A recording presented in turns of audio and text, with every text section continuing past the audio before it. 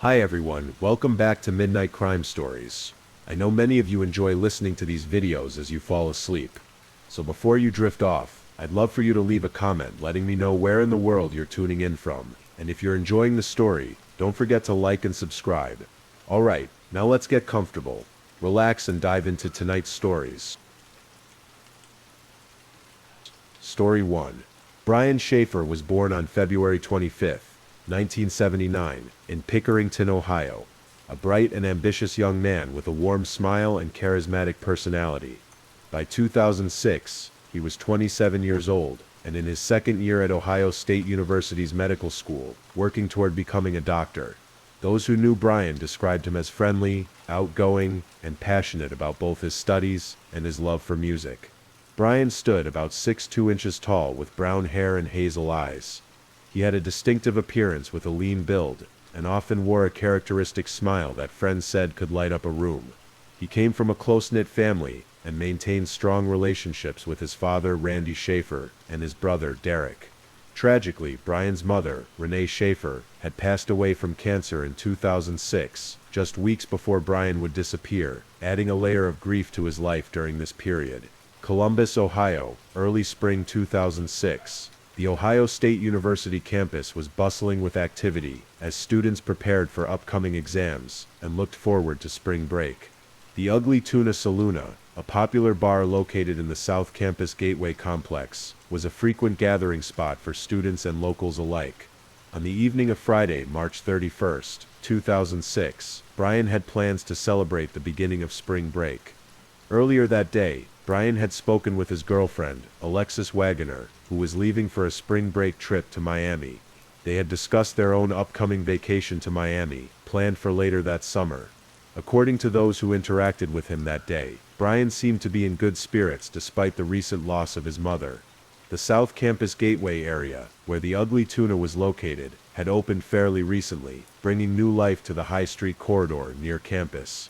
The multi-level complex housed various restaurants, bars and shops. The Ugly Tuna Saloona itself was located on the second floor, accessible via escalators and elevators from the street level. That night, temperatures in Columbus hovered around 40 degrees Fahrenheit. A light rain fell intermittently throughout the evening, creating a misty atmosphere as groups of students moved between venues along High Street.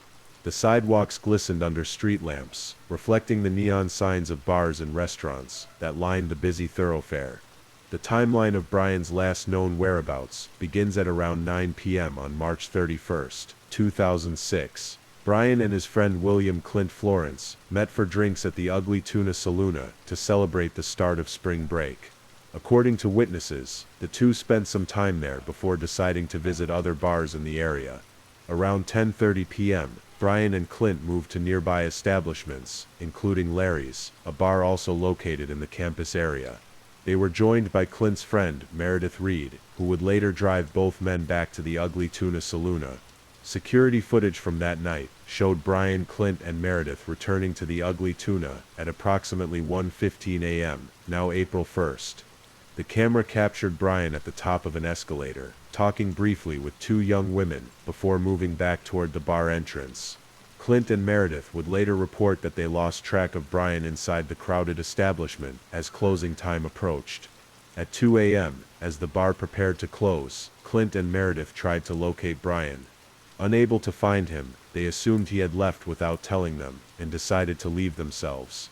What makes this case particularly perplexing is that security cameras positioned at the only public exit never recorded Brian leaving the Ugly Tuna Saloona.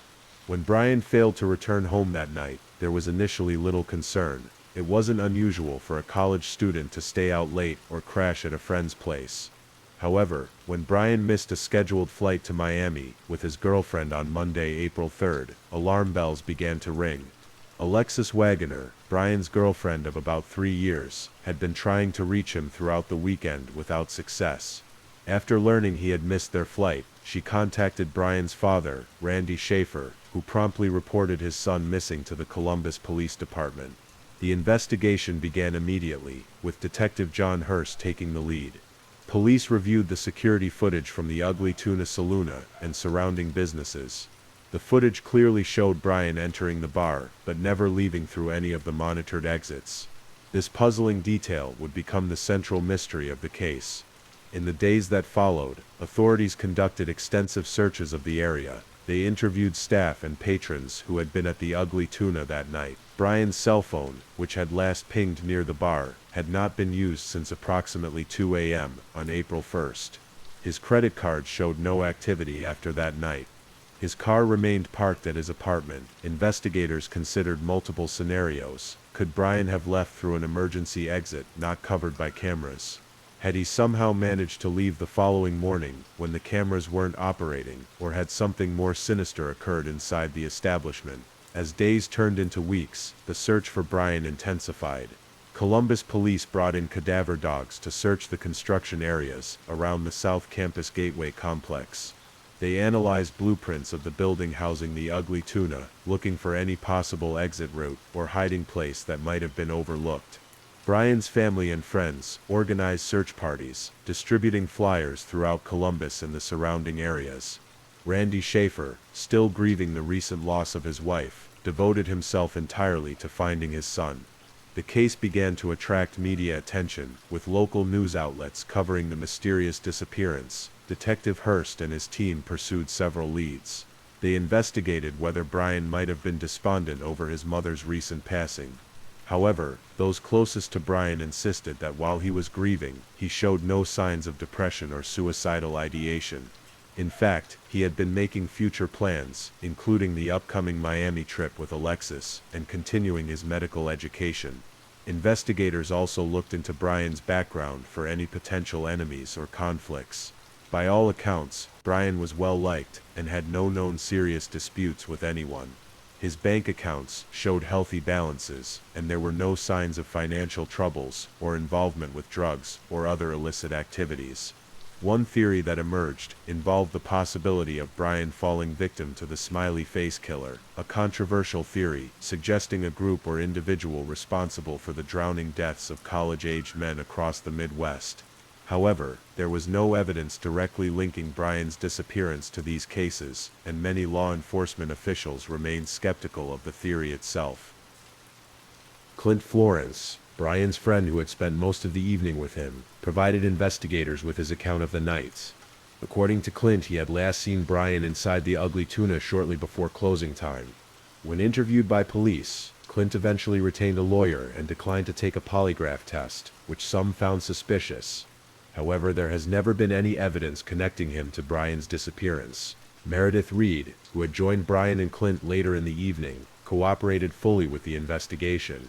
She took a polygraph test and passed. According to her statement, she had also lost track of Brian in the crowded bar and assumed he had either left already or was planning to stay later. The two young women seen talking with Brian on the security footage were identified and interviewed. They reported a brief, friendly conversation with him, but provided no information that would explain his subsequent disappearance. Bar staff from the Ugly Tuna were also interviewed.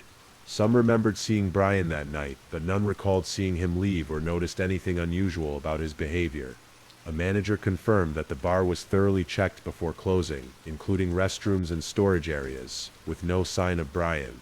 Perhaps most puzzling was the testimony of Alexis Wagoner, Brian's girlfriend. She reported receiving a call from Brian around midnight, during which he told her he was on his way back to the Ugly Tuna and that he loved her. This timing suggests Brian was still out with Clint between bar visits, shortly before the security footage captured him returning to the Ugly Tuna. Over the years, several theories have emerged to explain Brian's disappearance. The first possibility is that Brian somehow left the Ugly Tuna without being captured on camera. The bar had multiple exits, including a service door that led to a construction area. If Brian had used this exit, he might have left without being recorded. However, police considered this unlikely, as the area was dangerous and not easily navigable, especially for someone who had been drinking. Another theory suggests Brian never left the bar that night and met with foul play inside the establishment or in an area not covered by cameras. Investigators conducted thorough searches of the building, including crawl spaces and mechanical areas, but found no evidence to support this theory. Some have speculated that Brian chose to disappear voluntarily. He had recently lost his mother to cancer and might have been dealing with grief in ways not apparent to others. However, those who knew him insisted he was coping well and looking forward to the future.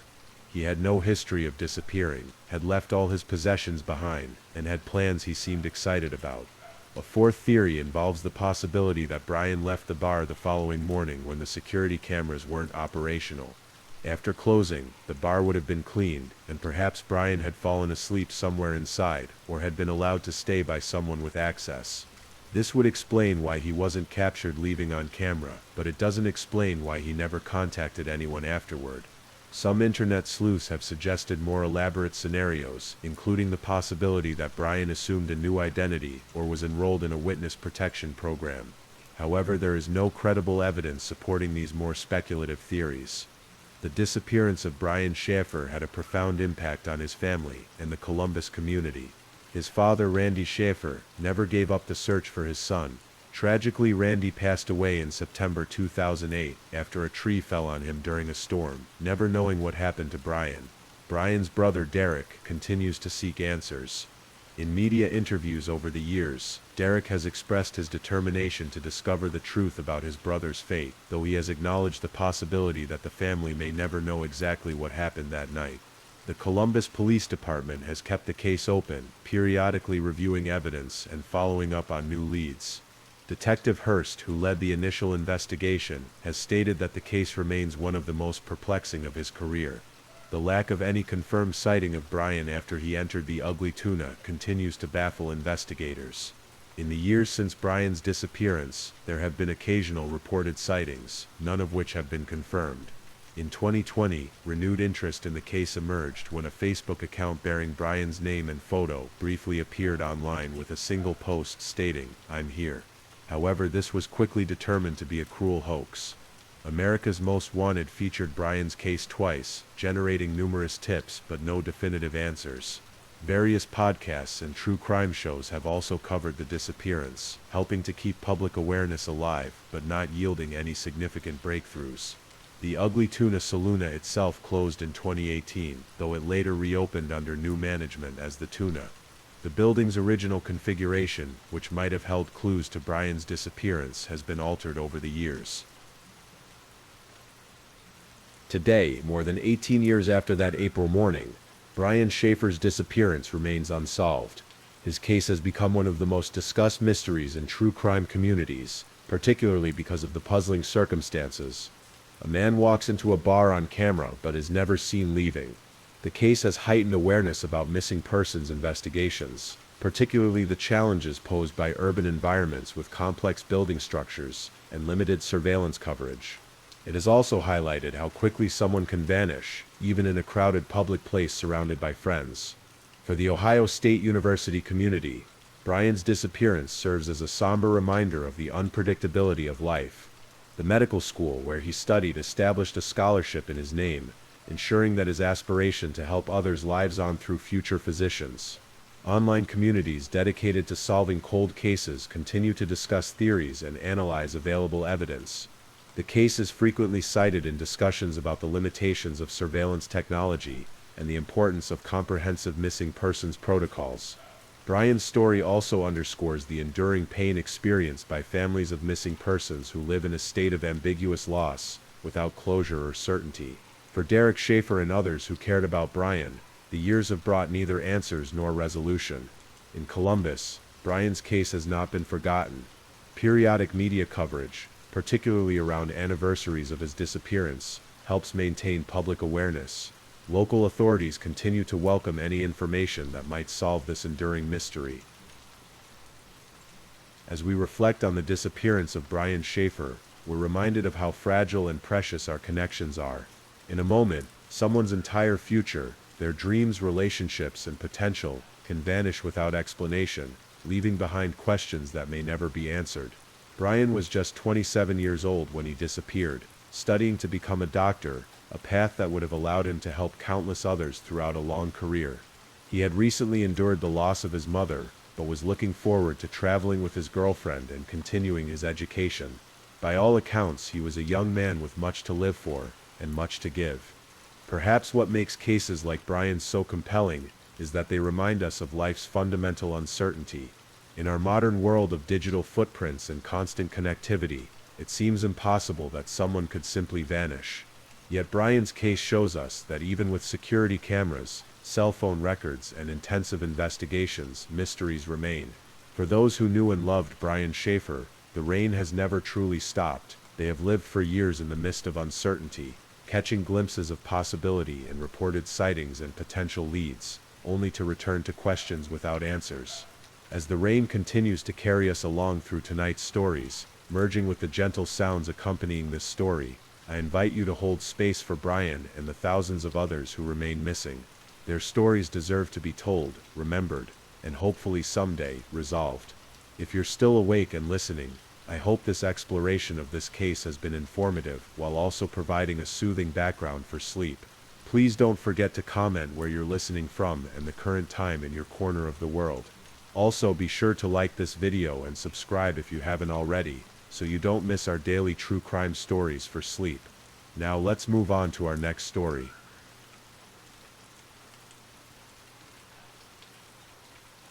Story 2. Terry Missy Bevers was born on August 9, 1970, in Graham, Texas. Those who knew her growing up described a friendly girl with an infectious smile and natural charisma. She was the kind of person who made friends easily and kept them for life, a quality that would define her throughout her years. In her teens, Missy met Brandon Bevers, and the two formed a connection that would eventually lead to marriage. Their relationship blossomed in the way many small-town romances do, with shared experiences, mutual friends, and the gradual realization that they wanted to build a life together. After their wedding, Missy and Brandon settled in Midlothian and started a family. They had 3 children together, and Missy embraced motherhood with the same enthusiasm she brought to everything else in her life. Friends recall how she would light up when talking about her children's accomplishments, always keeping pictures ready to share with anyone who asked. Missy was the kind of mom who was involved in everything, recalled one longtime friend. School events, sports, church activities, she wanted to be there for all of it. Her kids were her world. As a wife and mother, Missy created a home filled with warmth and activity. The Bevers household was often bustling with the energy of family life, homework at the kitchen table, weekend sporting events, and holiday gatherings that brought extended family together. While Missy found great fulfillment in her family life, her journey of personal growth continued into her 40s. Like many women who have devoted years to raising children, she began to rediscover parts of herself that had been set aside for family responsibilities. In her early 40s, Missy discovered a passion for fitness that would transform her life in unexpected ways. What began as a personal journey to improve her health evolved into something much more meaningful. She became certified as a fitness instructor and joined Camp Gladiator, an outdoor fitness program focused on building strength and community simultaneously. Those who attended Missy's classes often spoke about her unique ability to motivate people. She wasn't the drill sergeant type of instructor who intimidated participants with impossible standards. Instead, she was the encouraging voice that made you believe you could push just a little harder, reach just a little further. Missy had this way of making you feel like she was personally invested in your success, one class member later told reporters. She remembered everyone's name, knew their goals, and celebrated every little victory with them. That's rare. Her social media accounts showed a woman who had found her purpose. Posts about fitness were interspersed with inspirational quotes and genuine celebrations of her clients' achievements. In one particularly touching Facebook post from early 2016, Missy wrote, "The greatest reward in what I do isn't seeing physical transformations, though those are amazing. It's seeing people discover their own strength and realize they're capable of so much more than they believed." As her following grew, so did her impact on the community. Missy's classes became known not just for the physical workout but for the sense of belonging they fostered. People came for the exercise, but stayed for the community she built. In a world that can often feel disconnected, she created a space where people felt seen and supported. Sunday, April 17, 2016, began as an ordinary spring day in Texas. The Bevers family attended church in the morning, followed by a relaxed family lunch. Weather forecasts had been predicting storms for the following day, and Missy had already begun making contingency plans for her early morning fitness class. That afternoon, Brandon prepared for a fishing trip to Mississippi with friends, a trip they had planned for some time. As he packed his gear, Missy moved between helping their youngest daughter with homework and checking weather updates on her phone. She was just her normal self, Brandon would later recall to investigators, making sure everyone had what they needed, planning for the week ahead, multitasking like she always did. Around 4 p.m., Missy posted on Facebook to inform her Camp Gladiator participants that due to the expected rainfall, the Monday 5 a.m. class would be held indoors at Creekside Church of Christ rather than at the usual outdoor location. The church had previously allowed her to use their space during inclement weather, and she had already arranged for access to the building. Throughout the evening, she exchanged text messages with several class members confirming the location change and encouraging them to bring their indoor workout gear. In one message sent at 8:12 p.m., she wrote, "Don't let the rain be an excuse to skip. I've got a great indoor workout planned. See you bright and early." As the evening progressed, Brandon finished his packing and spent some time with the family before his planned early departure. The couple's 3 daughters, aged 15, 13, and 8 at the time, were engaged in their typical Sunday evening routines, finishing homework, preparing for the school week ahead, and enjoying the last moments of weekend freedom. Around 10 p.m., Missy began setting out her workout clothes and equipment for the following morning.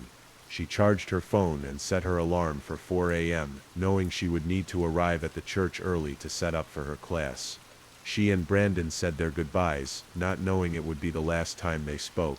He planned to leave for his fishing trip around 3 a.m., while she would be waking up just an hour later to prepare for her class. Before going to bed, Missy made one final post to the Camp Gladiator Facebook group.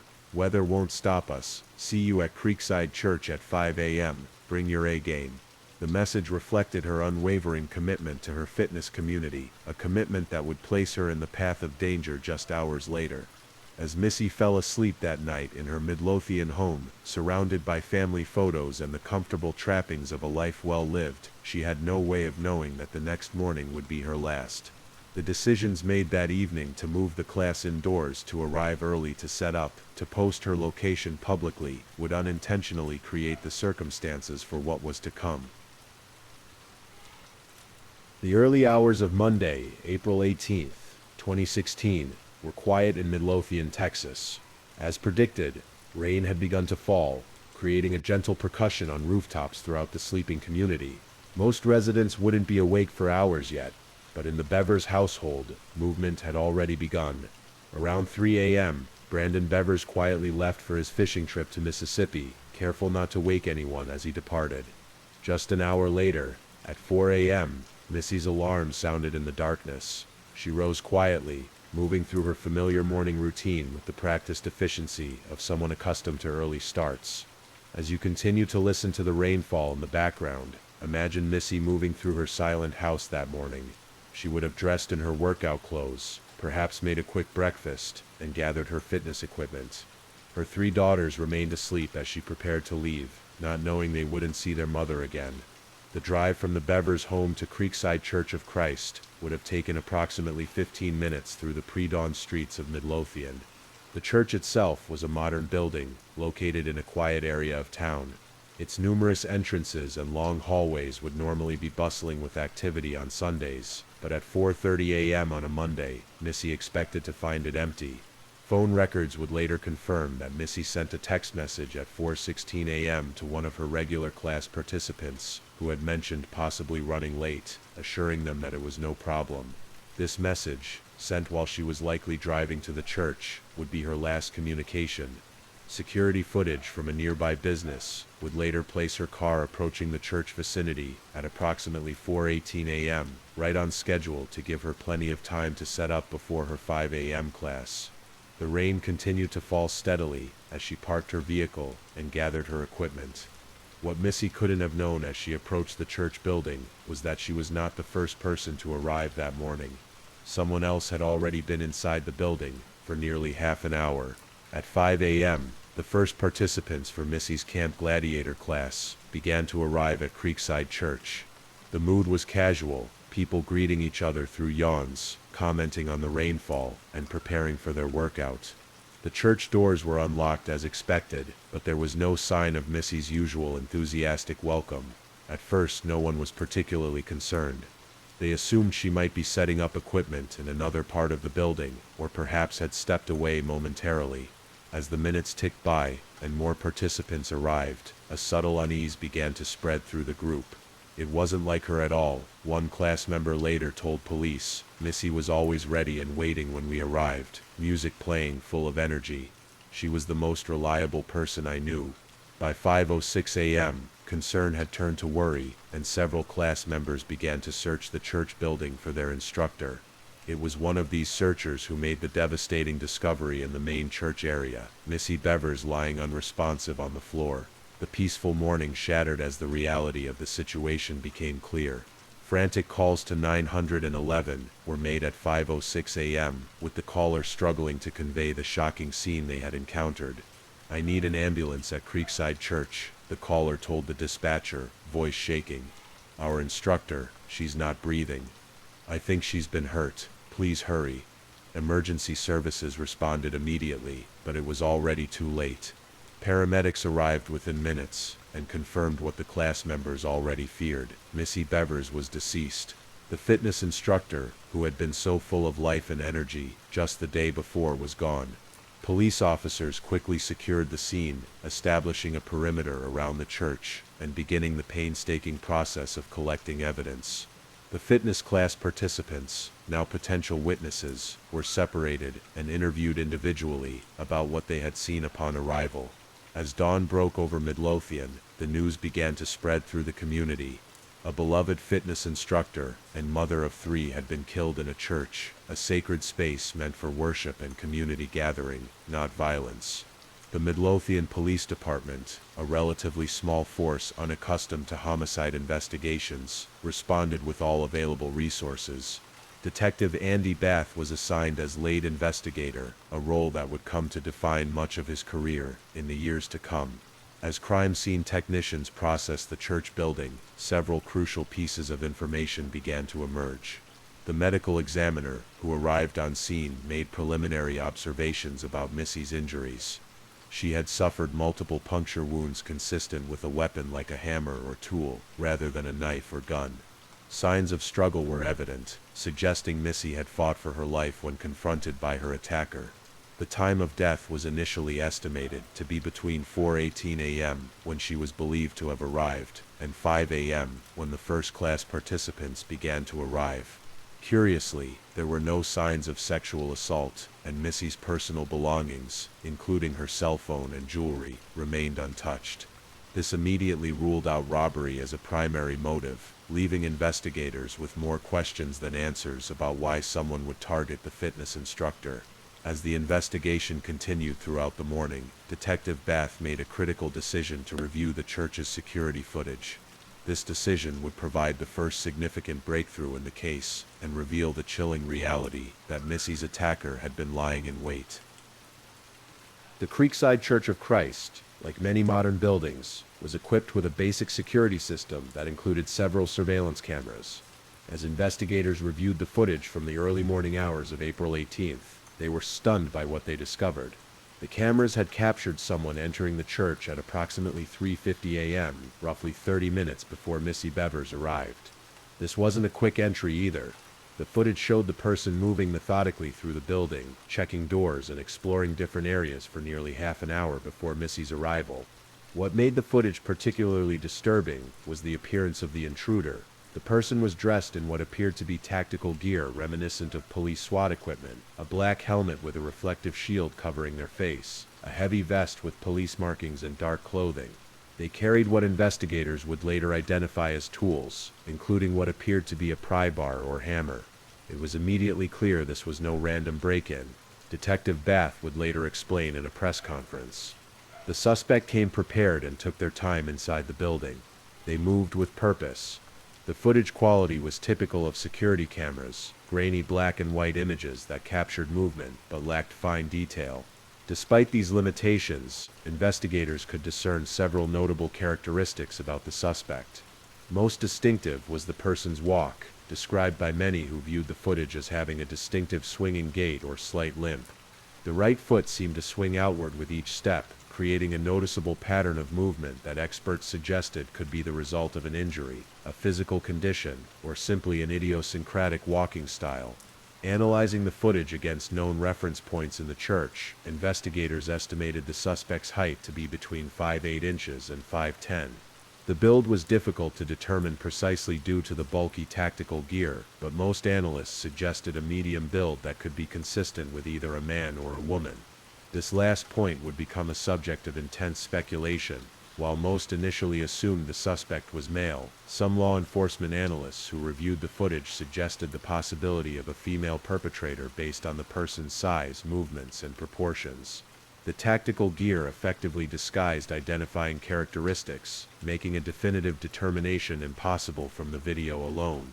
As the footage continued, it showed the suspect moving through hallways, entering rooms, and at one point using a tool to pry open an interior door. The methodical, unhurried nature of these actions suggested someone who either knew the layout of the building or was systematically exploring it. Either way, it was clear this was no opportunistic criminal who happened upon an unlocked door. The most chilling aspect of the footage was the realization that the suspect had been inside the church when Missy arrived. While no cameras captured their actual encounter, the timeline was clear. Missy arrived at approximately 4:18 a.m., and the attack must have occurred shortly thereafter. As investigators continued analyzing the evidence, a disturbing picture began to emerge. The presence of tools, including the pry bar visible in the security footage, suggested the intruder came prepared not just to enter the building, but potentially to commit violence. Everything we've seen points to this being planned, Assistant Chief Kevin Johnson told reporters several days into the investigation. This wasn't a burglary gone wrong, or a chance encounter. The suspect was in the building waiting. This conclusion raised the most troubling question of all. How did the attacker know Missy would be there? The decision to hold the fitness class at the church had been made just the day before due to weather forecasts. Missy had announced the location change on social media and through text messages to her fitness class participants, but this was less than 12 hours before the murder. Investigators now had to consider several possibilities. Either the suspect was someone who followed Missy's social media or was part of her fitness community, or they had been stalking her movements closely enough to know her change of plans. Another theory emerged that perhaps the church itself was the target, and Missy's arrival was unexpected by the intruder, leading to a confrontation that turned violent. However, this theory was weakened by the fact that nothing appeared to have been taken from the church, and no vandalism was reported.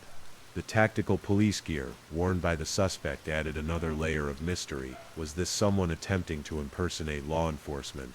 Was the outfit chosen specifically to disguise the suspect's identity and build? Or was there some other significance to the choice of attire? Investigators were also struck by the suspect's comfort moving through the building. The unhurried pace, the methodical checking of doors, and the apparent familiarity with the layout all suggested someone who either knew the church or had scouted it previously. By the end of the first day of investigation, police had determined several key facts. The attack appeared to be planned rather than random. The suspect had entered the building approximately 30 minutes before Missy arrived. The suspect was disguised in tactical police-like gear. Nothing appeared to have been stolen from either the church or from Missy. The murder weapon was believed to be a hammer or similar tool. What they still lacked was any clear motive or identity for the killer.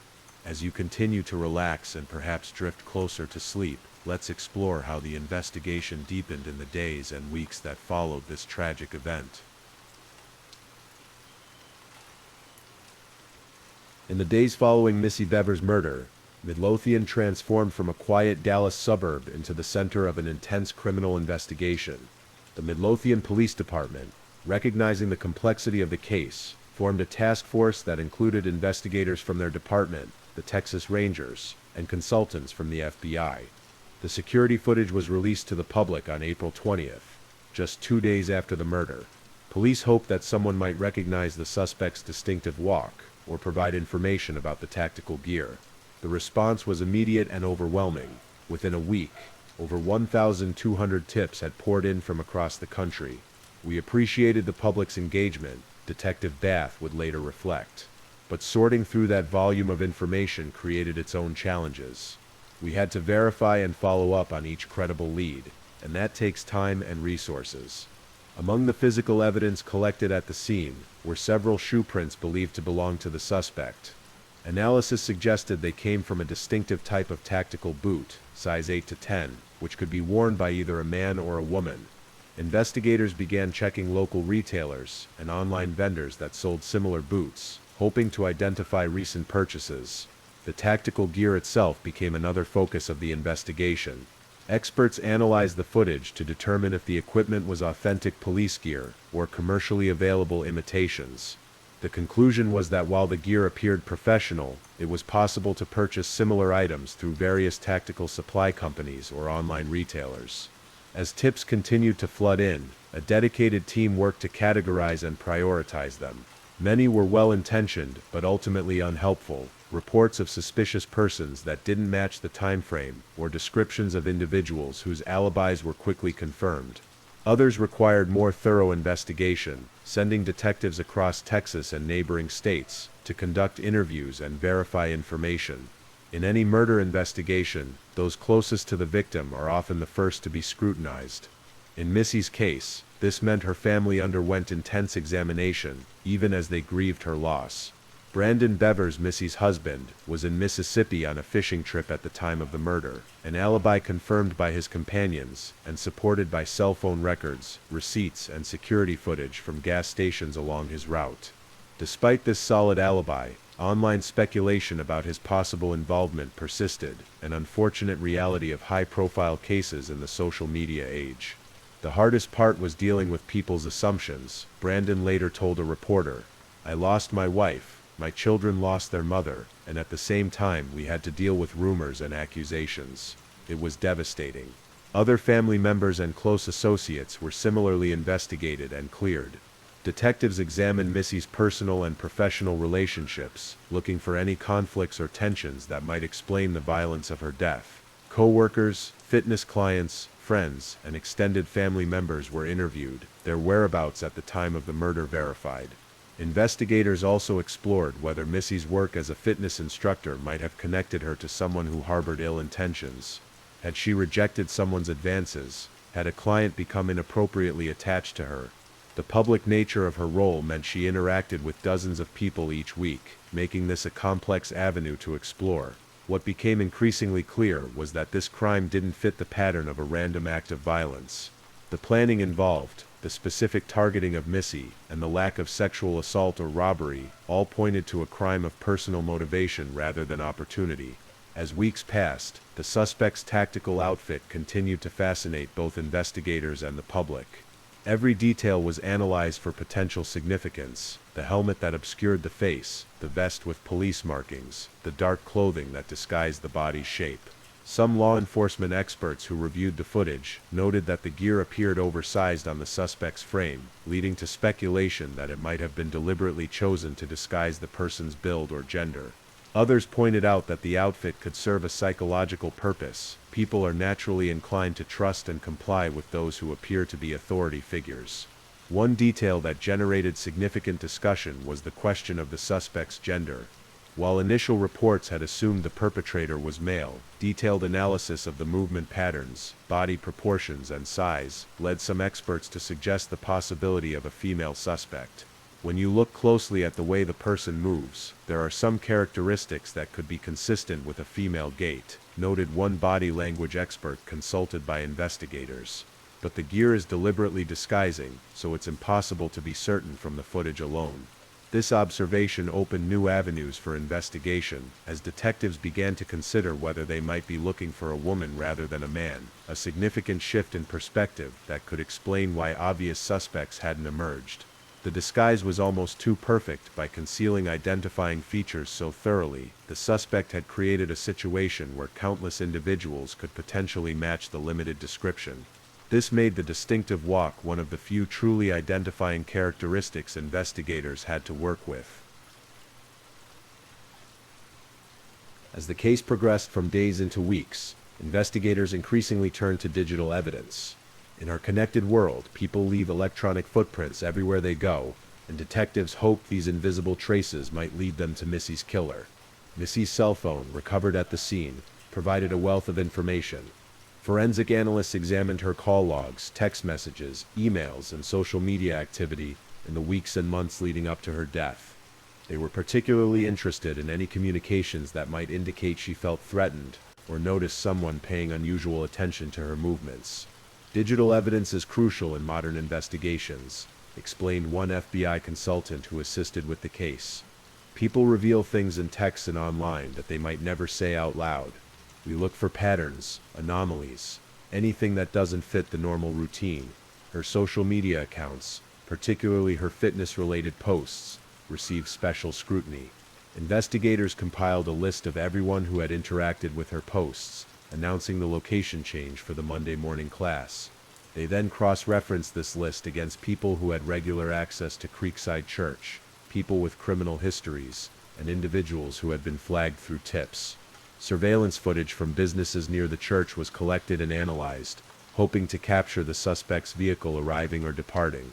However, the limited number of cameras in the area and the early morning timing made this effort largely unsuccessful. Most businesses either didn't have external cameras or didn't have systems that recorded during overnight hours. Detectives also examined Missy's computer, looking through her browsing history and email for any clues that might have been missed. While nothing immediately suspicious emerged, the volume of data required weeks of methodical analysis. In May 2016, approximately 1 month into the investigation, an unusual lead emerged. Detectives discovered that someone had been viewing Missy's LinkedIn profile repeatedly in the weeks before her death. LinkedIn, being a professional networking platform, wasn't typically associated with stalking behavior, making this discovery particularly intriguing. Unlike some social media platforms, LinkedIn notifies users when someone views their profile, but doesn't always reveal the viewer's identity unless they have a premium account. Investigators couldn't determine if Missy had been aware of these repeated views, or if she had known who was looking at her professional information. Obtaining records from LinkedIn required legal processes, including subpoenas and court orders. Even with these records, the investigation faced challenges due to the platform's privacy features and the possibility that viewers might have used anonymous browsing options or created fake accounts. This digital thread was tantalizing, but ultimately difficult to follow to a conclusive end. It suggested someone had taken a specific interest in Missy's professional life, but without being able to identify who had viewed her profile, investigators couldn't determine if this was connected to her murder or merely coincidental. Digital footprints can be frustratingly incomplete, noted one cyber forensics expert who commented on the case. People know how to hide their tracks online, use VPNs, create throwaway accounts. What looks like a promising lead can vanish into the digital ether. Despite these challenges, investigators continued to pursue every digital angle, hoping that electronic breadcrumbs might eventually lead them to the person responsible for Missy's death. By June 2016, as the investigation entered its third month, police released information about a vehicle of interest that had been captured on surveillance footage near the church around the time of the murder. The car was described as a 2010 to 2012 Nissan Altima, or similar sedan, dark in color. This vehicle had been spotted on security cameras from a business approximately 2 miles from the church, driving in the area between 2 a.m. and 3 a.m., hours before the murder. While not directly tied to the crime scene, the timing made it suspicious enough to warrant public attention. Assistant Chief Johnson emphasized during a press conference that they weren't calling it a suspect vehicle, merely a car whose driver might have information relevant to the investigation. We're asking anyone who recognizes this vehicle, or knows who might have been driving in that area during those hours to contact us, he stated. Enhanced still images from the video were released to local media, showing a sedan moving through the frame of a distant security camera. The quality was poor, typical of surveillance footage, especially from older systems, but investigators hoped someone might recognize the vehicle. Despite this public appeal and the circulation of the images, the car lead ultimately failed to produce concrete results. The vehicle was never definitively identified, and its connection to the case remained speculative. As summer turned to fall, the investigation continued, but with diminishing new evidence. The Midlothian Police Department insisted the case remained active and a priority, but the reality of modern police work meant resources had to be allocated to other crimes as well. For the Bevers family and the Midlothian community, the lack of resolution was becoming its own form of torment. As months passed without an arrest, both investigators and the public began developing theories about the crime. The most prevalent theory, and the one that aligned best with the evidence, was that Missy had been specifically targeted by someone with a personal motivation. The evidence supporting this theory was substantial. The perpetrator had entered the church well before Missy arrived, and waited for her. They came prepared with tools and disguised in tactical gear that concealed their identity. Nothing was stolen, and the church itself wasn't vandalized, suggesting Missy herself was the focus. What remained unclear was the nature of the personal motivation. Was it jealousy, revenge, obsession? Had Missy unknowingly angered someone to the point of violence? Or was she being punished for something someone believed she had done? As a fitness instructor who formed close relationships with many clients, she might have been privy to personal confessions or observations that could have been dangerous if revealed. The financial aspect of Missy's life was also examined. While the Bevers family appeared to be comfortably middle class, no unusual financial transactions or suspicious windfalls were discovered that might suggest a money-related motive. What made this theory particularly challenging to prove was that it required identifying someone with both the motive to harm Missy and the capability to carry out such a carefully planned attack.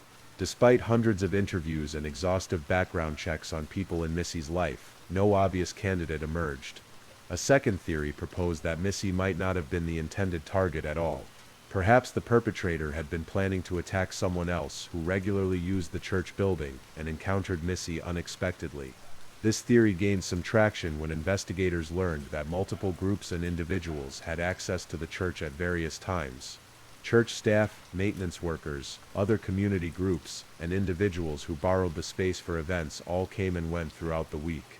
The layout of the church, with its multiple entrances and confusing hallways, made it possible that the perpetrator might have been disoriented or confused about exactly where they were in the building when they encountered Missy.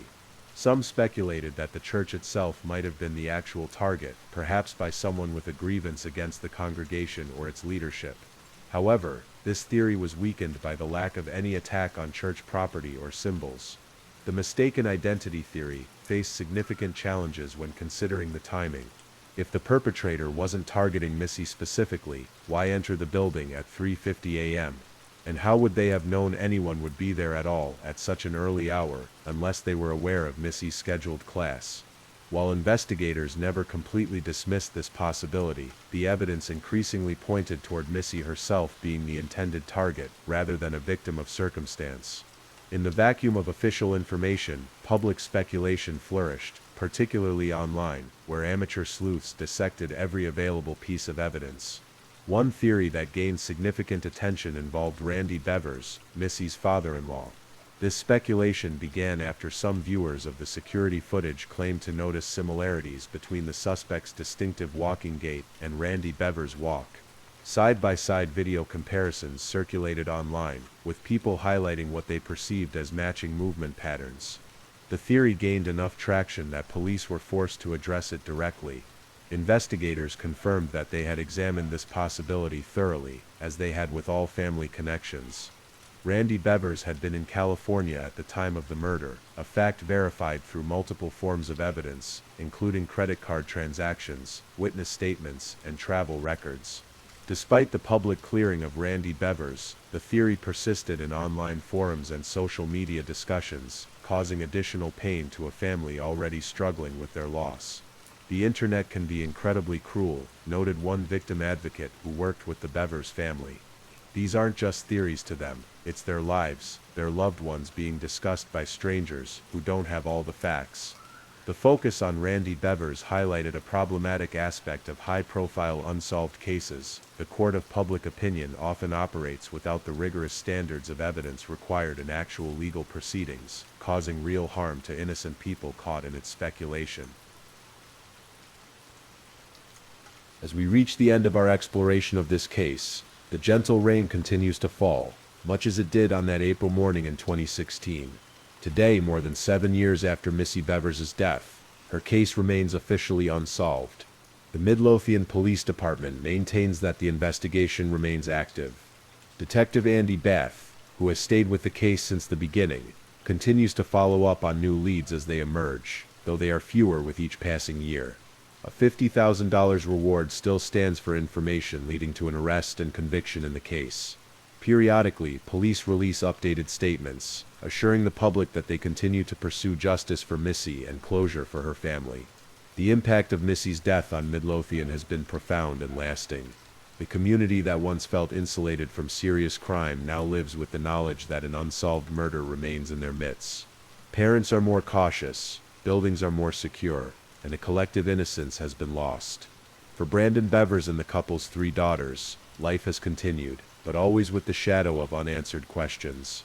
The children have grown older, milestones that Missy should have been present to witness passing without her. Brandon has worked to keep her memory alive for their daughters while helping them move forward with their lives. Missy would have wanted them to live fully.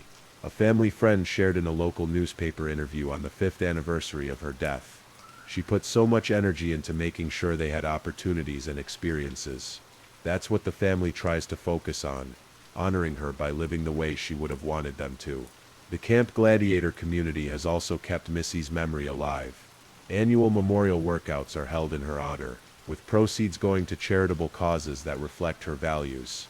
Former clients speak of her lasting impact on their lives, not just physically through fitness, but through the confidence and sense of community she helped them discover. As you drift towards sleep, consider the ripples that spread from a single life. Though Missy Bevers' time was cut short, her influence continues through the lives she touched, her children, her friends, her fitness community. In that way, something of her spirit endures, despite the tragic circumstances of her death. The rain continues to fall both in our story and in the sounds surrounding you now. In Midlothian, Texas, someone still holds the answer to what happened that April morning. Perhaps one day a new piece of evidence will emerge, a witness will come forward, or a confession will be made. Until then, Missy's case remains one of those mysteries that reminds us how fragile life can be, and how precious our connections to others truly are. Rest now knowing that while some stories lack neat conclusions, the human spirit's capacity for remembrance ensures that those we've lost are never truly gone. Their stories, like Missy's, continue to be told, ensuring that the search for truth and justice persists even as time passes. If you're still awake and listening, please don't forget to comment where you're listening from and the current time in your corner of the world.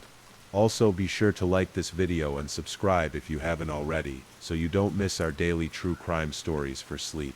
Now, let's move on to our next story.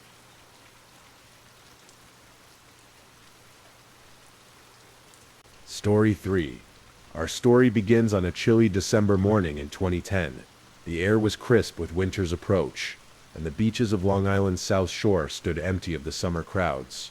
The Atlantic Ocean stretched gray and restless against the horizon as Suffolk County Police Officer John Malia and his canine partner Blue conducted a routine training exercise near Gilgo Beach. Gilgo Beach is part of a narrow barrier island along the southern shore of Long Island, connected to the mainland by the Ocean Parkway, a road that runs along the coastline. This strip of land is mostly undeveloped, with dense underbrush, marshy areas, and beach grass covering much of the terrain. In summer it attracts beachgoers and vacationers, but in winter it becomes a desolate stretch of sand and scrub. Officer Malia wasn't looking for human remains that day. He was simply training Blue for cadaver detection, a routine exercise. As they moved through the thick brambles near the roadside, about 500 feet from Ocean Parkway, Blue's behavior suddenly changed. The dog had detected something.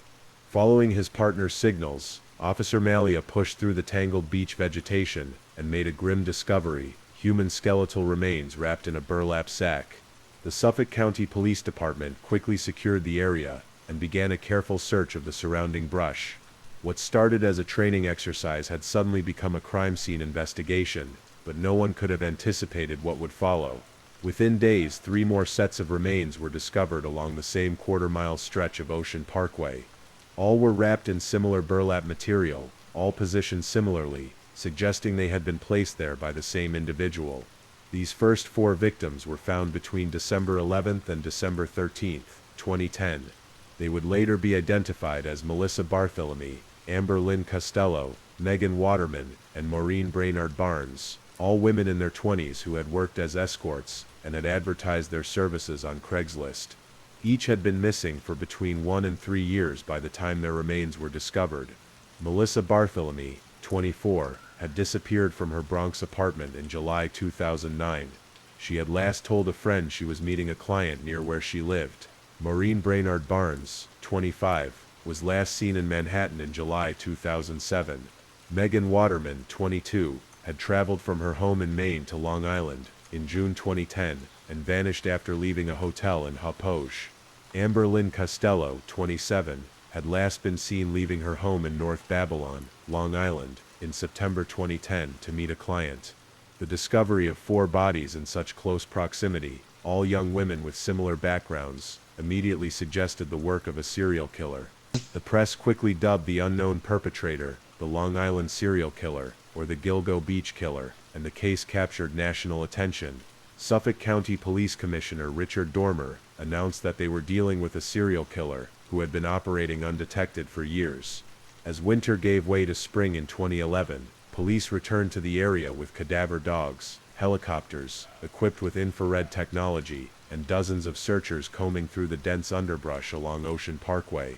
The search expanded eastward from Gilgo Beach across the narrow barrier island.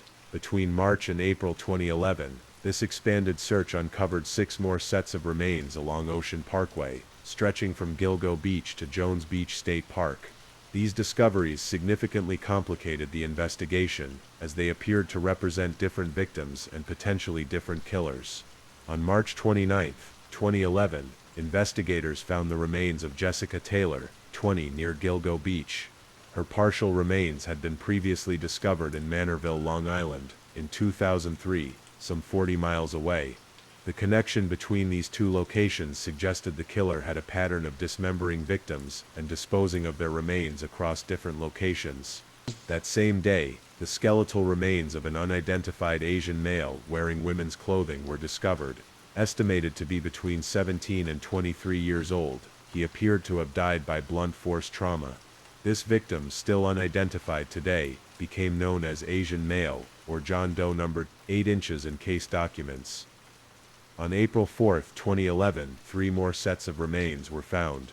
One was a female toddler, approximately 2 years old, wrapped in a blanket. DNA testing would later reveal she was the daughter of another victim, known as Jane Doe number 3 inches or Peaches, whose partial remains had been found in Hempstead Lake State Park in 1997, and whose additional remains were among those discovered during the 2011 search. The connection between mother and daughter added another layer of tragedy to an already complex case. Also discovered on April 4th were the partial remains of a woman later connected to skeletal remains found in Manorville in 2000. She would eventually be identified in 2022 as Valerie Mack, who had disappeared from Port Republic, New Jersey in 2000 when she was 24 years old. The final remains found during this period belonged to an unidentified female, known only as Jane Doe number 7. Her connection to the other victims remains unclear. By the end of the expanded search, investigators had discovered the remains of at least 10 individuals along this stretch of Ocean Parkway. The varying conditions of the remains, different methods of disposal, and wide timeframes suggested possibilities that were both simple and complex. Either multiple killers had used this remote area as a dumping ground over many years, or a single killer had evolved their methods over a long period of activity. As the forensic work continued, investigators began piecing together the lives of the identified victims, looking for connections beyond their shared profession. They all had advertised escort services on Craigslist or similar platforms. Most had disappeared after telling someone they were meeting a client. None showed obvious signs of drug overdose, though toxicology was difficult given the condition of the remains. The search for answers in this case actually predated the Gilgo Beach discoveries. In May 2010, a young woman named Shannon Gilbert disappeared in Oak Beach, a gated community just a few miles east of where the bodies would later be found. Shannon, a 24-year-old escort from Jersey City, New Jersey, had arranged to meet a client, Joseph Brewer, at his Oak Beach home in the early morning hours of May 1, 2010. According to records, Shannon arrived at Brewer's home with her driver Michael Pack waiting outside. Sometime around 5 a.m., something went terribly wrong. Shannon made a frantic 23-minute call to 911, saying repeatedly, "They're trying to kill me." She then fled Brewer's house on foot, knocking on the doors of several neighbors, including an elderly resident named Gustave Coletti and another neighbor, Barbara Brennan. When Coletti answered his door around 4:45 a.m., he found a distraught young woman who said she was in danger. He told her he would call police and went inside to get his phone. When he returned, Shannon had vanished into the night. Michael Pack, her driver, had been searching for her but couldn't locate her in the darkness. Local security guard Gus Coletti reported seeing Shannon running down the street, appearing terrified. It was actually the search for Shannon that eventually led to the discovery of the other victims. Yet ironically, Shannon's remains were not among those found in December 2010 or in the subsequent searches in early 2011. Her disappearance remained unsolved even as the larger investigation into the Long Island serial killer took shape. Suffolk County Police initially focused their investigation on individuals connected to the escort business and those living in the Oak Beach area. Joseph Brewer, the client Shannon Gilbert had met that night, was questioned, but later cleared. Others who had interacted with Shannon that night, including her driver and residents who had seen her, were also investigated and ultimately not considered suspects. As detectives dug deeper into the backgrounds of the identified victims, they began to compile a profile of the potential killer. Based on the methodical disposal of bodies, the selection of an isolated dumping ground, and the targeting of escorts, investigators believed they were looking for someone familiar with the South Shore of Long Island, someone who understood law enforcement procedures, and someone who could gain the trust of these young women.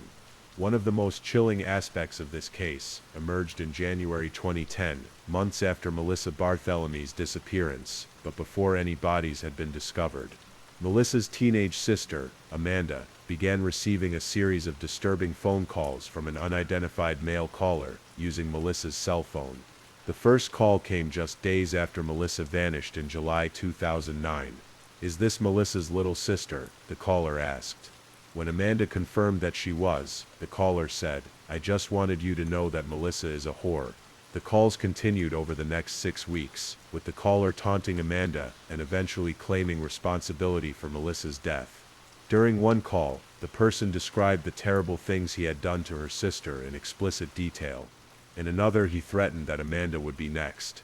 Each call lasted less than 3 minutes, too brief for police to effectively trace, and came from locations around Midtown Manhattan, particularly near Madison Square Garden and Times Square. NYPD detectives, who were handling Melissa's missing person case before the discovery of her remains, worked with Amanda to gather information from these calls. The caller seemed knowledgeable about police procedures, ending calls before they could be traced. He appeared to be watching news coverage of Melissa's disappearance, as he referenced details that had been reported in the media. These calls provide rare insight into the mind of a potential serial killer. The caller clearly enjoyed the power and control he exercised, both over his victims and their loved ones. The taunting of family members is uncommon even among serial offenders, suggesting someone with extreme confidence or an unusual need to extend the suffering beyond the original victim. Investigators attempted to use cellular data to identify the caller's movements, narrowing down potential locations where he might have placed the calls. Security camera footage from these areas was reviewed, but in the crowded streets of Midtown Manhattan, identifying a single individual proved impossible without more specific information. The calls to Amanda Bartholomew stopped in August 2009, as mysteriously as they had begun. By this time, the caller may have already claimed additional victims. Maureen Brainerd Barnes had disappeared in 2007, but Megan Waterman and Amber Lynn Costello vanished in June and September of 2010, respectively, after the calls to Amanda had ceased. This timeline suggests the killer may have realized the risk posed by using victims' phones and adapted his methods accordingly. It's a pattern seen in many serial offender cases, an evolution of tactics to avoid detection while continuing to satisfy dark urges. Throughout 2011, as the investigation into the Gilgo Beach victims continued, the family of Shannon Gilbert grew increasingly frustrated with the pace of the search for their loved one. Despite the discovery of multiple victims along Ocean Parkway, Shannon's remains had not been found, and her case remained classified as a missing person investigation rather than a homicide. Mari Gilbert, Shannon's mother, became a vocal advocate, pushing for more resources to be dedicated to finding her daughter. She held press conferences, organized searches, and publicly criticized the Suffolk County Police Department for what she perceived as a lack of urgency in Shannon's case. On December 13, 2011, nearly 19 months after Shannon's disappearance, and a year after the first Gilgo Beach victims were found, police announced they had discovered female remains in a marshy area near Oak Beach. Days later, these remains were positively identified as Shannon Gilbert through dental records. The location where Shannon was found was less than half a mile from where she was last seen alive, in the marshy area between Oak Beach and Gilgo Beach. She had apparently run through the darkness, perhaps disoriented, and stumbled into the treacherous marsh. Her belongings, a cell phone, jeans, shoes, and purse, were found scattered along a path leading toward where her body was recovered. The Suffolk County Medical Examiner's Office ruled Shannon's death as undetermined, meaning they could neither confirm nor rule out homicide, suicide, accidental death, or natural causes. Police Commissioner Richard Dormer publicly stated his belief that Shannon's death was accidental, suggesting she had become disoriented in the marsh and succumbed to the elements or drowned. This conclusion disappointed and angered the Gilbert family, who remained convinced that Shannon was a victim of foul play, possibly connected to the same killer responsible for the other Gilgo Beach victims. They pointed to the 911 call in which Shannon clearly expressed fear for her life, repeatedly saying someone was trying to kill her. The Gilbert family commissioned an independent autopsy by noted forensic pathologist Dr. Michael Baden. In 2016, Dr. Baden announced his findings, suggesting that Shannon's death was consistent with homicidal strangulation. He noted that the hyoid bone in her neck was fractured, an injury often associated with strangulation, though he acknowledged that this could also occur during the decomposition process. The Suffolk County Police maintained their position that Shannon's death was likely not connected to the Gilgo Beach killer, pointing to significant differences in how her body was found compared to the other victims. Unlike the others, Shannon was not wrapped in burlap or deliberately concealed, and her remains were found in a location consistent with someone fleeing in panic through unfamiliar terrain at night. This disagreement about Shannon's fate highlights the complexities of the entire Gilgo Beach investigation. Was her death truly separate from the others, a tragic accident that coincidentally led to the discovery of a serial killer's dumping ground? Or was she indeed another victim, whose death followed a different pattern for reasons unknown? As the investigation entered its second year, it faced numerous challenges that would hamper progress and frustrate both investigators and the families of victims. These challenges range from jurisdictional complexities to changes in leadership and contradictory theories about the case. The investigation spanned multiple jurisdictions, including Suffolk County, Nassau County, and New York City. The remains had been found in both Suffolk and Nassau counties, while several victims had disappeared from New York City. This necessitated cooperation between different police departments, each with their own protocols and resources. In December 2011, Suffolk County Police Commissioner Richard Dormer publicly stated his belief that a single killer was responsible for all the Gilgo Beach victims. This contradicted earlier statements from the district attorney's office, suggesting that multiple killers might have used the area as a dumping ground over many years. Adding to the confusion, in January 2012, Suffolk County Executive Steve Ballone appointed a new police commissioner, Edward Weber, who brought in a new team to oversee the investigation. This change in leadership meant new eyes on the evidence, but also potential delays as the new team familiarized themselves with the complex case. The investigation was further complicated by the varying conditions of the remains. Some victims had been dead for only a few months when discovered, while others had been deceased for years or even decades.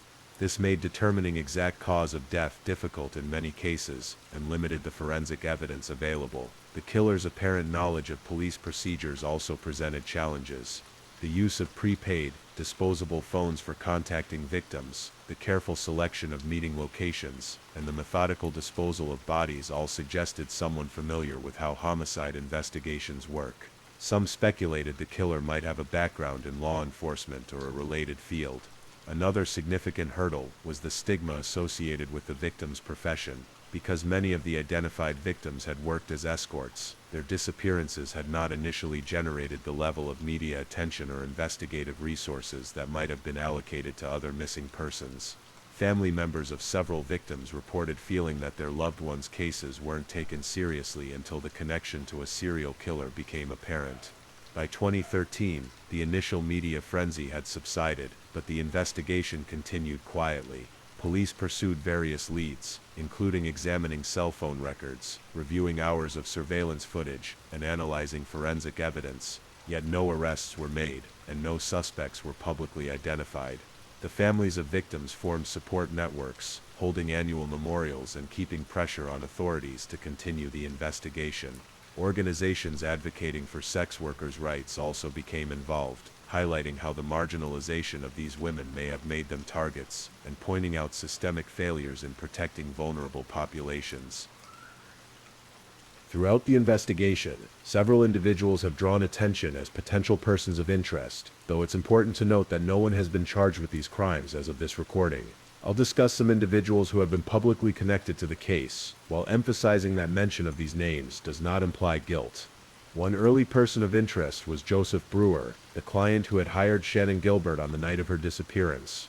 Police questioned Brewer extensively and searched his home in Oak Beach. However, he was eventually cleared, with investigators finding no evidence connecting him to Gilbert's death or to any of the other victims.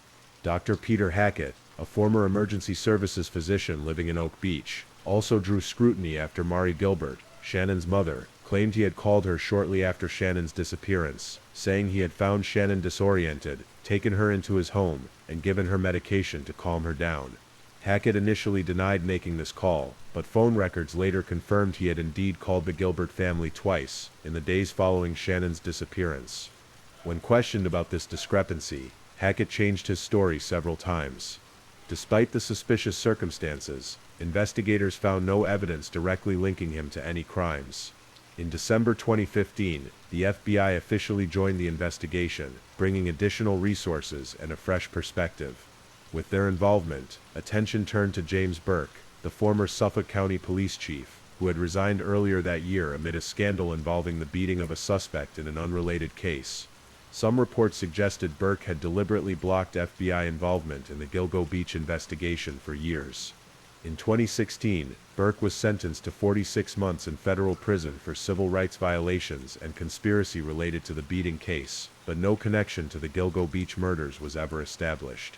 John Bittrolf, a carpenter from Manorville, Long Island, became another person of interest after his 2014 arrest for the murders of two women in the 1990s.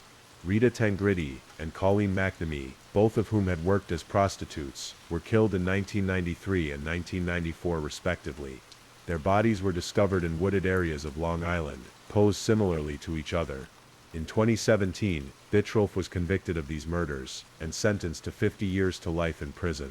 Some investigators noted similarities between the Tangridi and McNamee murders and the Gilgo Beach cases, particularly the victims' professions and the disposal of bodies in secluded areas. Additionally, Bittrolf lived in Manorville, near where partial remains of two Gilgo victims had been found years earlier. However, no charges have been filed against Bittrolf in connection with the Gilgo Beach cases, and police have not publicly named him as a suspect. In early 2020, investigators released a photograph of a black leather belt embossed with the letters HM or WH, depending on orientation. They believed this belt was handled by the killer and did not belong to any of the victims. This was the first piece of physical evidence publicly revealed in nearly a decade, suggesting the investigation remained active. After years of slow progress and few public developments, the case saw a major breakthrough in July 2023 when authorities arrested Rex Harriman, a 59-year-old architect living in Massapequa Park, Long Island. Harriman was charged with the murders of three of the Gilgo 4 victims, Melissa Barthélemy, Megan Waterman, and Amber Lynn Costello. He was also named as the prime suspect in the death of Maureen Brainard Barnes, though charges in her case were pending further evidence at the time of his arrest. Harriman had lived for decades in the same modest house on First Avenue in Massapequa Park, a middle-class suburb on Long Island's South Shore, approximately 20 minutes from Gilgo Beach. He ran an architecture firm in Manhattan and commuted regularly to his office on Fifth Avenue. Married with 2 children, Harriman presented as an ordinary professional and family man to neighbors, though some described him as creepy or unsettling in retrospect. The break in the case came through advances in DNA technology and cell phone data analysis. According to court documents, a male hair found on the burlap used to wrap Megan Waterman's body was determined to be from someone sharing Rex Harriman's paternal lineage. Investigators obtained a sample of Harriman's DNA from a pizza crust he discarded and confirmed the match. Cell phone records also placed Harriman in the vicinity of locations where the victims disappeared and where the taunting calls to Melissa Barthelemy's sister were made. Additionally, investigators discovered that Harriman had conducted numerous online searches related to the case and for sadistic pornography involving scenes similar to how the victims were treated. Another crucial piece of evidence came from Harriman's wife's hair, which was found on or near 3 of the victims. Investigators noted that Harriman's wife and children were out of town when each of the Gilgo 4 disappeared, suggesting he committed the murders when his family was away. The arrest of Rex Harriman came after a task force was formed in 2022 to reinvigorate the investigation. Suffolk County District Attorney Ray Tierney, who took office in January 2022, assembled a team that included Suffolk County Police detectives, New York State Police investigators, and FBI agents. This task force took a fresh look at the evidence, particularly focusing on connections between cell phone data and DNA evidence that had been collected years earlier. Following Harriman's arrest, police conducted an extensive search of his home, removing numerous items including a large collection of firearms. Authorities continued searching the property for several weeks, looking for any evidence connecting Harriman to other unsolved cases. In the press conference announcing Harriman's arrest, officials emphasized that the investigation remained ongoing, particularly regarding the other sets of remains found along Ocean Parkway. While Harriman was specifically charged with the murders of the Gilgo 4, investigators continued to explore possible connections to the other victims. For the families who had waited over a decade for answers, the arrest brought a mix of emotions: relief that a suspect had finally been identified, but also renewed grief as the details of the crimes were made public. The sisters, brothers, parents, and children of the victims expressed gratitude to the investigators who had never given up on finding justice for their loved ones. Throughout the years before Harriman's arrest, numerous theories emerged about the Long Island serial killer case, reflecting both the complexity of the evidence and the human tendency to seek patterns in chaotic events. Criminologists, forensic psychologists, and amateur sleuths all contributed to a growing body of speculation about who might be responsible for these murders. One prevailing theory suggested the killer had significant knowledge of law enforcement techniques, possibly even being a current or former police officer. This theory gained traction due to several factors: the killer's apparent understanding of how to avoid leaving forensic evidence, the strategic placement of bodies in areas that would be difficult to search, and the calculated use of victims' cell phones in ways that minimize the risk of being traced. The theory of a killer with connections to law enforcement seemed bolstered by reports that former Suffolk County Police Chief James Burke had blocked FBI assistance in the case for years. While never officially named as a suspect, the questions surrounding Burke's handling of the investigation fed conspiracy theories and suspicion. Another theory focused on the geography of the case. The use of remote locations along Ocean Parkway, as well as the connection to Manorville, where partial remains of some victims were found, suggested someone intimately familiar with Long Island's landscape, particularly its more isolated areas. This pointed to a local resident rather than someone from New York City or elsewhere.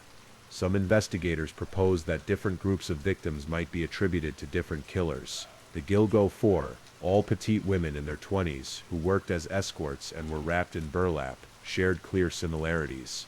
But other victims, such as the unidentified Asian male or the female toddler, presented different victim profiles and disposal methods, suggesting they might be the work of another offender. The arrest of Rex Harriman in 2023 confirmed some aspects of these theories while contradicting others. As an architect who had lived on Long Island for decades, Harriman indeed possessed intimate knowledge of the area. His professional background gave him an understanding of structures and land use that might have informed his selection of disposal sites. However, Harriman was not a law enforcement officer, though as a professional working in New York City, he likely had awareness of police procedures through general knowledge and media coverage. His apparent ability to compartmentalize his life maintaining a professional career and family life, while allegedly committing horrific crimes, aligns with patterns seen in other serial killers, who maintain seemingly normal facades. The charging documents against Heuermann revealed that he had allegedly conducted extensive research on the case, including following news coverage and searching for information about the victims and the investigation. This suggests a perpetrator who was not only aware of the impact of his actions but derived satisfaction from the public response and the suffering of victims' families, consistent with the taunting phone calls made to Melissa Barthelomy's sister years earlier. While Heuermann has been charged with 3 of the Gilgo 4 murders and named as the prime suspect in the 4th, questions remain about the other victims found along Ocean Parkway. The investigation continues to determine whether these deaths are connected or represent separate cases that coincidentally shared a dumping ground. Throughout this case, there has been a tendency in media coverage and public discourse to focus on the sensational aspects of the investigation while reducing the victims to footnotes in their own stories. But each person discovered along Ocean Parkway had a life, loved ones who mourned them, and dreams that were cut short. Melissa Bartholomew, 24, was described by her family as independent and ambitious. Originally from Buffalo, New York, she had moved to the Bronx to pursue opportunities and was saving money to open her own beauty salon. She regularly sent money home to help her family and stayed in close contact with her mother and sister. Her family described her as street smart and cautious, making her disappearance all the more shocking to those who knew her. Maureen Brainard Barnes, 25, was a mother of 2 young children from Norwich, Connecticut. Friends described her as intelligent and an avid reader who wrote poetry. She had worked various jobs, including as a waitress and at a grocery store, before turning to escort work temporarily to pay her rent and avoid eviction. Her family emphasized that she was a devoted mother who was doing what she felt necessary to provide for her children. Megan Waterman, 22, from South Portland, Maine, was also a mother. Her daughter was just 3 years old when Megan disappeared. Family members described her as loving and funny, with a particular talent for making others laugh. She had planned to return to school and was working to build a stable future for herself and her daughter. Amber Lynn Costello, 27, had struggled with addiction but was described by friends as generous and kind-hearted. Originally from North Carolina, she had moved to Long Island and was living with roommates in West Babylon. Despite her personal challenges, she was known for helping others whenever she could, often sharing what little she had with those in need. Valerie Mack, identified in 2020 through genetic genealogy after being known only as Jane Doe No. 6 inches for many years, was 24 when she disappeared in 2000. She had a son and had been working in Philadelphia before her disappearance. Family members who provided DNA that helped identify her remains spoke of finally having answers after 2 decades of uncertainty. Jessica Taylor, 20, had been living in New York City and working in the Washington, D.C. area before her disappearance in 2003. Friends remembered her as vibrant and outgoing, with a distinctive laugh that would fill a room. For the victims who remain unidentified, advocacy groups continue to work with authorities to determine their identities and notify their families, who may still be searching for answers about loved ones who vanished years or even decades ago.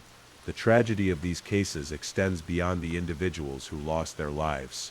Each death created ripples of grief that affected parents, siblings, children, and friends. Children grew up without mothers, parents aged without knowing what happened to their daughters and sons. Siblings carried the weight of loss and the burden of seeking justice for those they loved. Organizations supporting the investigation, such as the Long Island Serial Killer Victims Family Support Group, have worked to ensure that the public remembers the humanity of those who were lost. They have held vigils, created memorials, and advocated for continued attention to the case even when media interest waned. Following Rex Heuermann's arrest, in July 2023, the investigation entered a new phase. Prosecutors built their case against Heuermann for the murders of Melissa Bartholomew, Megan Waterman, and Amber Lynn Costello, while gathering additional evidence regarding Maureen Brainard Barnes and potentially other victims. In the months after his arrest, investigators conducted thorough searches of Heuermann's home in Massapequa Park, his office in Manhattan, and other properties connected to him, including a storage unit. These searches yielded hundreds of pieces of potential evidence, including electronic devices, firearms, and other items that might connect him to the murders. Prosecutors revealed that Hoerman's digital footprint included searches for information about the Gilgo Beach investigation, as well as searches for explicit content involving torture, rape, and murder. They also found that he had looked up information about the victims' families and the ongoing investigation, suggesting a continued interest in his alleged crimes years after they were committed. DNA analysis remained central to the case against Hoerman. In addition to the male hair found on burlap used to wrap Megan Waterman's body, investigators continued analyzing other physical evidence collected from the various crime scenes. The scale of this forensic work was immense, involving dozens of specialists and multiple laboratories. The task force formed in 2022 also revisited evidence from other unsolved cases across Long Island, looking for potential connections to Hoerman or similar signature elements. This included missing persons cases dating back decades and unsolved homicides with similar victim profiles or circumstances. In particular, investigators continued examining the other remains found along Ocean Parkway during the 2010 to 2011 searches. While Hoerman was specifically charged with crimes related to the Gilgo Four, questions remained about whether he might be connected to any of the other victims discovered in the area. The case of Shannon Gilbert, whose disappearance had inadvertently led to the discovery of the other victims, remained classified as an accidental death by Suffolk County Police. However, the Gilbert family continued their fight to have her case reclassified as a homicide investigation. Shannon's mother, Mary Gilbert, had been a vocal advocate for this cause until her own tragic death in 2016, when she was murdered by her other daughter, Sarah, who suffered from schizophrenia. Following Mary's death, Shannon's sisters, Sharon and Sarah, before her incarceration, continued advocating for a new investigation into Shannon's case. The arrest of a suspect after so many years brought renewed public interest in the case. Documentaries, podcasts, and books explored the long investigation, the lives of the victims, and the communities affected by these crimes. This media attention helped keep pressure on authorities to continue pursuing justice for all the victims found along Ocean Parkway, not just those directly linked to Hoerman. For many Long Island residents, especially those living near Gilgo Beach or in Massapequa Park, the arrest of someone who had lived among them for decades was deeply unsettling. Community forums and support groups formed to help process the collective trauma of having a suspected serial killer as a neighbor. Local officials worked to reassure residents, while acknowledging the profound impact of these revelations on their sense of security. The Gilgo Beach case has been the subject of intense media scrutiny since the first bodies were discovered in December 2010. The emergence of a potential serial killer operating in the shadows of New York, one of the most heavily populated and policed areas in the country, captured public imagination and fear in equal measure. Initial coverage focused on the shocking discovery of multiple victims along a desolate stretch of beach. News helicopters hovered over Ocean Parkway, capturing footage of police officers combing through thick brush. Press conferences by Suffolk County police officials became major events, with journalists from across the country descending on Long Island to cover each new development. The case spawned numerous documentaries, including A&E's The Killing Season, 2016, Netflix's Lost Girls, 2020, and Investigation Discoveries, The Long Island Serial Killer, A Mother's Hunt for Justice, 2021. Each approached the case from different angles, some focusing on the investigation itself, others on the victims and their families, and some examining the broader societal issues highlighted by the case. Podcasts dedicated to the Lisk case proliferated as the true crime genre gained popularity. Shows like Unraveled Long Island Serial Killer and Lisk Long Island Serial Killer drew substantial audiences, with amateur sleuths and armchair detectives developing their own theories about the perpetrator's identity. Some of these podcasts worked closely with victims' families, helping to keep pressure on law enforcement to continue the investigation. Books such as Robert Kolker's Lost Girls, An Unsolved American Mystery, 2013, provided in-depth examinations of the case, focusing particularly on the lives of the identified victims and societal factors that may have contributed to their vulnerability. Kolker's work was later adapted into the Netflix film Lost Girls, starring Amy Ryan as Mary Gilbert, Shannon's mother. The media's approach to covering the victims evolved over time. Early reporting often emphasized their work as escorts, sometimes in ways that seemed to diminish their humanity. This prompted criticism from victims' advocates and families, who pushed for more respectful coverage that acknowledged the full lives of those who had been killed. Later reporting generally made more effort to portray the victims as complex individuals with dreams, relationships, and identities beyond how they had earned money. The arrest of Rex Heuermann in July 2023 generated another wave of intense media coverage. News outlets broadcast live from outside his Massapequa Park home as police conducted their search. Neighbors were interviewed about their impressions of the man who had lived among them for decades while allegedly committing horrific crimes. Former clients of his architecture firm, and people who had interacted with him professionally, expressed shock at the revelations. This case has also highlighted changing approaches to true crime coverage. Earlier reporting sometimes sensationalized the gruesome details, while giving less attention to systemic issues that make certain populations more vulnerable to violence. More recent coverage has increasingly examined factors like the inadequate response to missing persons reports involving sex workers, the limitations of interjurisdictional police cooperation, and the role of online platforms in both enabling dangerous situations and potentially providing evidence for investigations. Public fascination with the case reflects broader cultural interests in unsolved mysteries and true crime narratives, but also genuine concern about justice for the victims and their families. Online communities dedicated to discussing the case have sometimes contributed meaningful insights, though they have also occasionally spread misinformation or unfounded speculation. Behind the headlines, press conferences, and true crime documentaries, the Long Island serial killer case represents profound personal tragedies for dozens of families. For years, many lived in agonizing limbo, knowing their loved ones were missing, but not knowing their fates. The discoveries along Ocean Parkway brought the worst possible news, but also a strange form of closure that allowed the grieving process to formally begin. For the families of the Gilgo Four, the 2023 arrest of Rex Heuermann marked a significant milestone in their long journey toward justice. Linda Barthélemy, Melissa's mother, had passed away in 2022, never knowing who had allegedly taken her daughter's life. Melissa's sister Amanda, who had endured those horrifying phone calls in 2009, was present for Heuermann's arraignment, finally seeing the face of the man accused of her sister's murder. The family of Maureen Brainard Barnes expressed mixed emotions, relief that a suspect had been identified but renewed grief as details of the investigation became public. Maureen's children, who had grown up without their mother, faced the difficult task of processing new information about her final days. Her sister Melissa Kahn had become an advocate for the victims over the years, working to ensure that Maureen would be remembered for more than just how she died. Lorraine Ella, Megan Waterman's mother, spoke of finally having answers after 13 years of questions. Megan's daughter, who was just a toddler when her mother disappeared, had grown into a teenager by the time of Heuermann's arrest.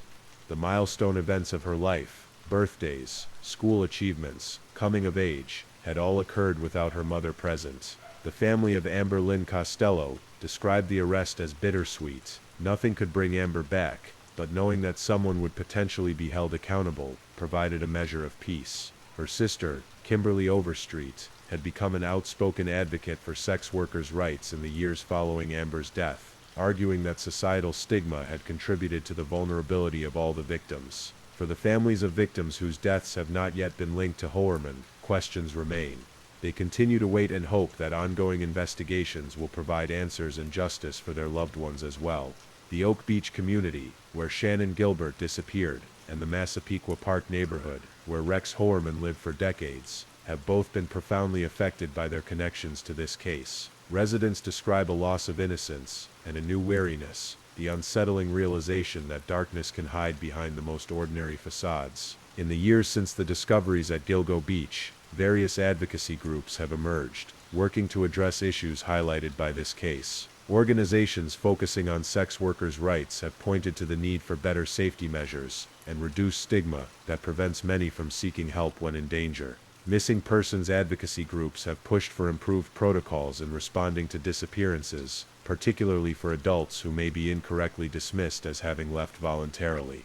The use of genetic genealogy to identify Valerie Mack, after 2 decades, represents a technological advancement that has revolutionized cold case investigations. The combination of cell phone data analysis and DNA evidence that led to Heuermann's arrest demonstrates how older evidence can be re-examined with new techniques to yield results. As our journey through this complex and tragic case comes to an end, The rain in our background continues its gentle rhythm, a reminder of life's ongoing cycles even in the face of darkness. The Long Island serial killer case represents not just a series of horrific crimes, but also the resilience of families who never stopped seeking answers, investigators who never abandoned the search for justice, and communities that continue to honor the memories of those who were lost. The shores of Gilgo Beach now stand as a solemn memorial to lives cut short, where holiday beachgoers once spread their towels in summer sun. Small markers and occasional flowers left by mourners remind us of the human cost of violence. Yet even in this place of sadness, there is hope. Hope that justice, however delayed, can still be served. Hope that sharing these stories might prevent future tragedies. Hope that remembering the victims as complete human beings rather than statistics honors the fullness of the lives they lived. As you drift towards sleep, I hope you carry with you not the darkness of this story, but the light of human perseverance, the determined investigators who never gave up, the families who kept memories alive, the advocates who worked to protect others from similar fates. In even the most troubling true crime cases, we find examples of remarkable human compassion, dedication, and the deep desire for justice that connects us all.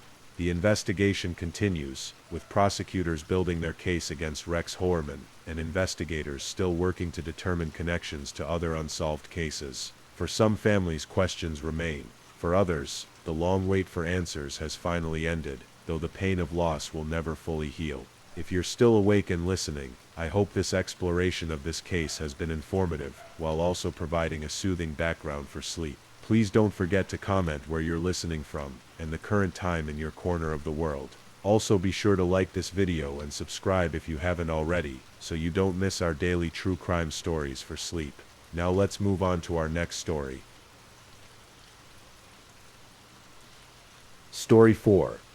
Brandon Lawson was born in 1986 and grew up in West Texas, standing at 5'9" inches with a medium build, brown hair and brown eyes.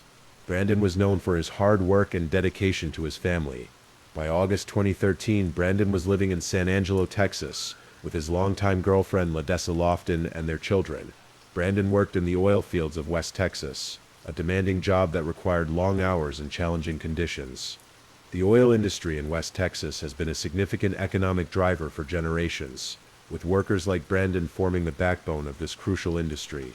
The work was physically demanding, with shifts often lasting 12 hours or more in the intense Texas heat. Despite the challenges of his job, Brandon was devoted to his family. Friends and family described him as a loving father who worked hard to provide for his children. He and LaDessa had been together for nearly a decade, building a life together in San Angelo, a city of around 100,000 people located about 200 miles southwest of Dallas. San Angelo sits at the junction of the Concho rivers in a region known as the Concho Valley. It's a city with deep historical roots, originally established as a frontier settlement around Fort Concho in the late 1860s.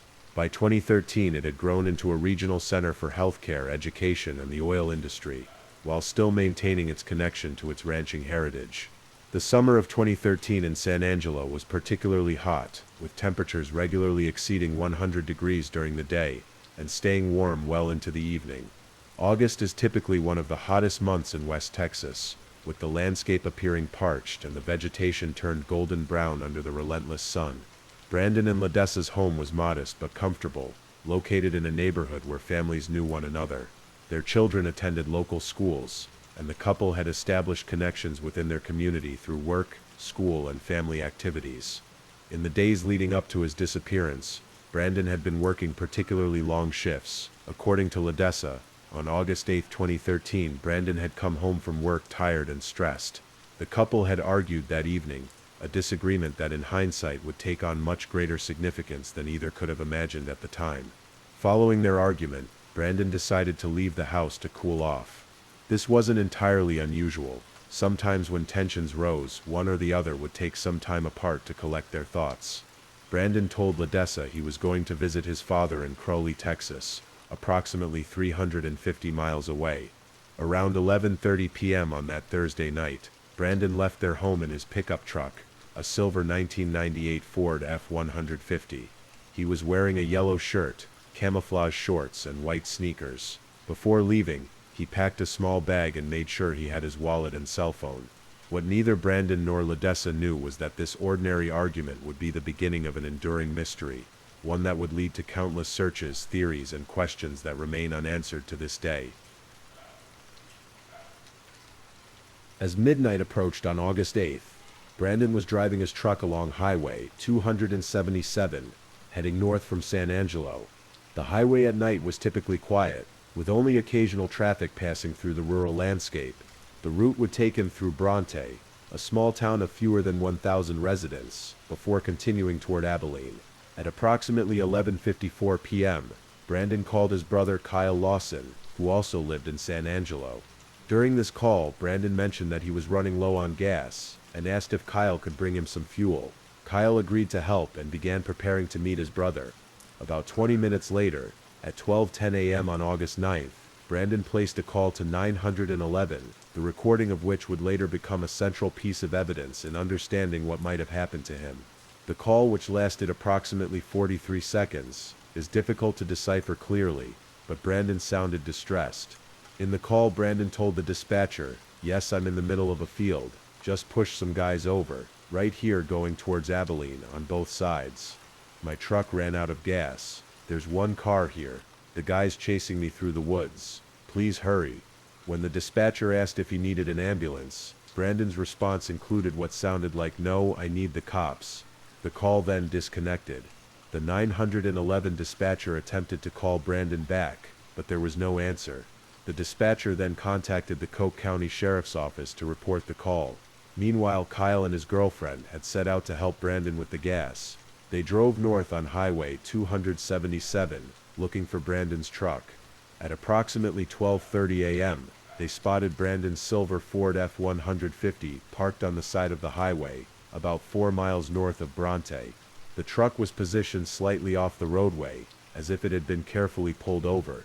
The driver's door was closed, and there was no sign of Brandon anywhere in the vicinity. Kyle noticed that the truck appeared to be out of gas, just as Brandon had mentioned. As Kyle was inspecting the vehicle, a Coke County Sheriff's deputy arrived on the scene. The deputy had been dispatched in response to the 911 call, but was not aware that the call had come from Brandon. When Kyle explained that the truck belonged to his missing brother, the deputy ran the license plate to confirm ownership. Because the truck was positioned in a way that could potentially create a traffic hazard, the deputy arranged for it to be towed. Kyle, still concerned about his brother's whereabouts, tried calling Brandon's cell phone multiple times, but there was no answer. After the truck was towed, Kyle returned to San Angelo and informed Ledessa about the situation. By this point, it was the early morning hours of August 9th, and concern for Brandon was growing. As dawn broke on August 9th, Ledessa began calling hospitals, jails, and police stations, hoping to find some information about Brandon. When these calls yielded no results, she officially reported him missing to the San Angelo Police Department. Due to jurisdictional considerations, the investigation was primarily handled by the Coke County Sheriff's Office, as Brandon's truck had been found in their jurisdiction. However, multiple agencies would eventually become involved in the search. The initial search focused on the area surrounding the location where Brandon's truck had been found. The landscape in this part of Texas is characterized by gently rolling hills, scattered mesquite trees, and dense brush in some areas. The terrain can be challenging to navigate, with hidden ravines and uneven ground that can make searching difficult. Law enforcement officers conducted a ground search, walking through the fields and wooded areas near the highway. They were looking for any sign of Brandon or evidence that might indicate what had happened to him. Despite their efforts, the initial search did not yield any significant findings. As the investigation continued, authorities reviewed the 911 call more carefully. The mention of some guys and someone chasing me through the woods was particularly concerning. However, there were no reports of other incidents in the area that night, and it wasn't clear who these individuals might have been or what had transpired. During this initial phase of the investigation, law enforcement also spoke with Brandon's family and friends to gather more information about his state of mind, and any potential reasons why he might have left the area voluntarily, or why someone might have wanted to harm him. In the days following Brandon's disappearance, the search expanded significantly. Family members, friends, and volunteers joined law enforcement in combing the area around Highway 277 where his truck had been found. They searched across the rugged terrain of Coke County, an area characterized by its rural landscape and sparse population. Search teams used ATVs to cover more ground, while others walked in grid patterns through the fields and wooded areas. They were looking for any sign of Brandon, clothing, personal items, or anything that might indicate what had happened to him, or where he might have gone. The Texas Department of Public Safety provided helicopter support, conducting aerial searches of the region. The helicopter was equipped with thermal imaging technology that could potentially detect a person on the ground, even in areas of dense vegetation. Despite these extensive efforts, the searches did not yield any definitive evidence related to Brandon's whereabouts. The lack of results was particularly puzzling, given the open nature of much of the terrain. While there were areas of brush and some wooded sections, large portions of the landscape offered clear visibility, making it difficult to understand how someone could simply vanish without a trace. As the ground search continued, investigators began analyzing Brandon's cell phone records. These records showed that after the 911 call, Brandon had attempted to call his brother Kyle again at 12:15 a.m. This call lasted approximately 4 minutes, but Kyle later reported that the connection was poor and the conversation was difficult to understand. The cell phone records provided valuable information about Brandon's approximate location at the time of these calls. His phone had pinged off a tower near Bronte, consistent with the location where his truck was found. However, after the 12:15 a.m. call to Kyle, there were no further outgoing calls from Brandon's phone. Interestingly, when family members continued to call Brandon's number in the hours and days after his disappearance, the phone appeared to ring rather than go straight to voicemail, suggesting that the phone might still have been powered on. However, there was no answer to any of these calls. Authorities attempted to use the cell phone signal to narrow down Brandon's potential location, but the rural area had limited coverage, making precise tracking difficult. The phone's last known location was consistent with the general area where his truck had been found, but it couldn't pinpoint his exact position or movements after that final call. As days turned into weeks with no sign of Brandon, various theories began to emerge about what might have happened to him. Some of these theories were based on the limited evidence available, while others were more speculative. One theory focused on the content of the 911 call. Brandon's mention of some guys and being chased suggested that he might have encountered trouble with one or more individuals. Some speculated that he might have witnessed illegal activity along the highway and been targeted as a result. Another theory considered the possibility that Brandon might have become disoriented in the dark and wandered into the surrounding countryside. August nights in West Texas can still be warm, but if he had become injured or lost, exposure to the elements could have been a serious concern. Some community members suggested that Brandon might have chosen to disappear voluntarily, perhaps due to personal or financial pressures. However, his family strongly disputed this theory, pointing to his close relationship with his children and his stable employment. Law enforcement continued to investigate all possibilities, following up on tips and reported sightings. They interviewed individuals who had been in the area that night, including truckers who regularly traveled that stretch of highway and residents of nearby properties. Despite these efforts, the case remained enigmatic, with more questions than answers.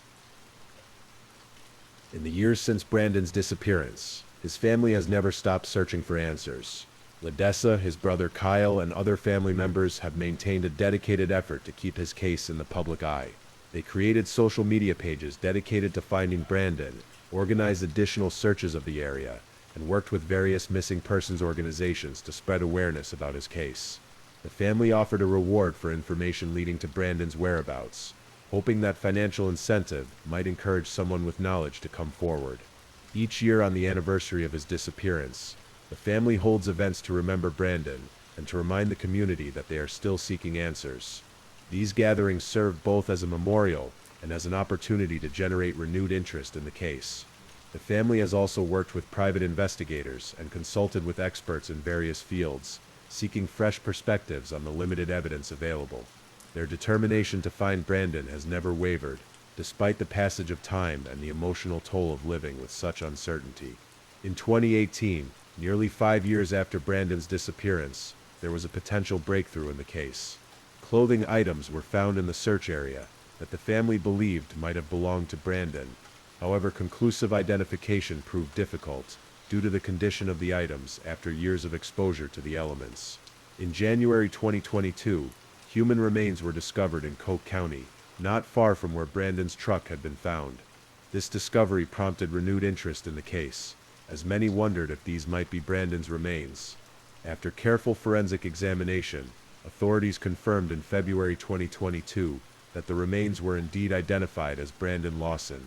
This confirmation brought a measure of closure to one aspect of the mystery.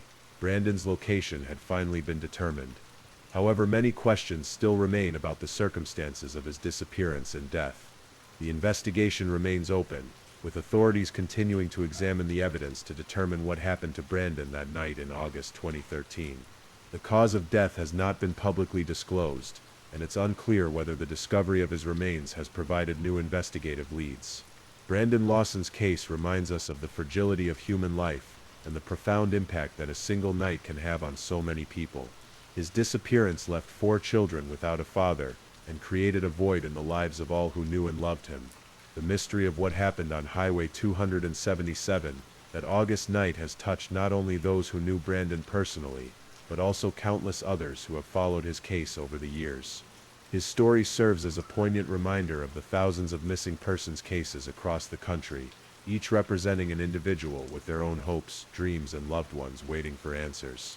As we conclude this story, we honor Brandon's memory and acknowledge the ongoing efforts to understand the full truth of what happened to him. May his family find the peace and closure they have sought for so long.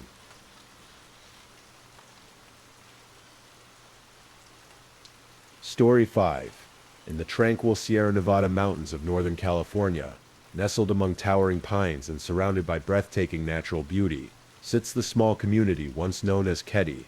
It was here, on a cool April night in 1981, that an unimaginable tragedy befell the Sharp family, forever changing the lives of everyone connected to them, and creating a mystery that to understand the Keddie murders, we must first understand the place where they occurred. Keddie was not just a town but a resort community, established in the early 1900s, when the Western Pacific Railroad was built through the Feather River Canyon. Located in Plumas County, California, about 85 miles northwest of Reno, Nevada, the Keddie Resort was once a thriving vacation destination. By 1981, however, the resort had fallen into disrepair. What had once been a charming getaway for the wealthy had become a collection of aging cabins rented mostly to people of modest means. The main lodge, once elegant with its stone fireplace and sweeping views, stood as a reminder of more prosperous times. The cabins, numbered 1 through 33, were scattered throughout the property, connected by dirt paths winding through the pine trees. Despite its decline, Keddie still possessed a certain rustic charm. The surrounding mountains provided a dramatic backdrop, and the nearby Feather River offered fishing and swimming opportunities. The small community of perhaps 100 residents knew one another, creating a sense of familiarity that is often found in remote rural settings. The winters in this part of California can be harsh, with heavy snowfall and freezing temperatures. But by April, the snow typically begins to melt, and the first signs of spring emerge. Wildflowers start to dot the landscape, and the days grow longer. It was during this transitional season that the Sharp family found themselves living in Cabin 28. Glenna Sue Sharp was a 36-year-old mother of 5, trying to build a new life. In late 1980, following her separation from her husband James, Sue had moved from Connecticut to California with 5 of her children. Her oldest son, John, had remained on the East Coast with his father. Sue was described by those who knew her as resilient and determined. Standing about 5'6" inches with brown hair often pulled back in a practical style, she was a woman focused on providing for her children, despite limited resources. Friends would later recall her kind nature and her willingness to help others, even when she had little to offer. After briefly staying with family in Quincy, California, Sue found Cabin 28 at the Keddie Resort. The monthly rent of $250 was manageable, and the location offered a fresh start away from the troubles of her marriage. She moved in with her 5 children, 15-year-old John, 14-year-old Sheila, 12-year-old Tina, 10-year-old Rick, and 5-year-old Greg. Cabin 28 was a modest 3-bedroom, 1-bathroom structure with wooden walls and basic furnishings.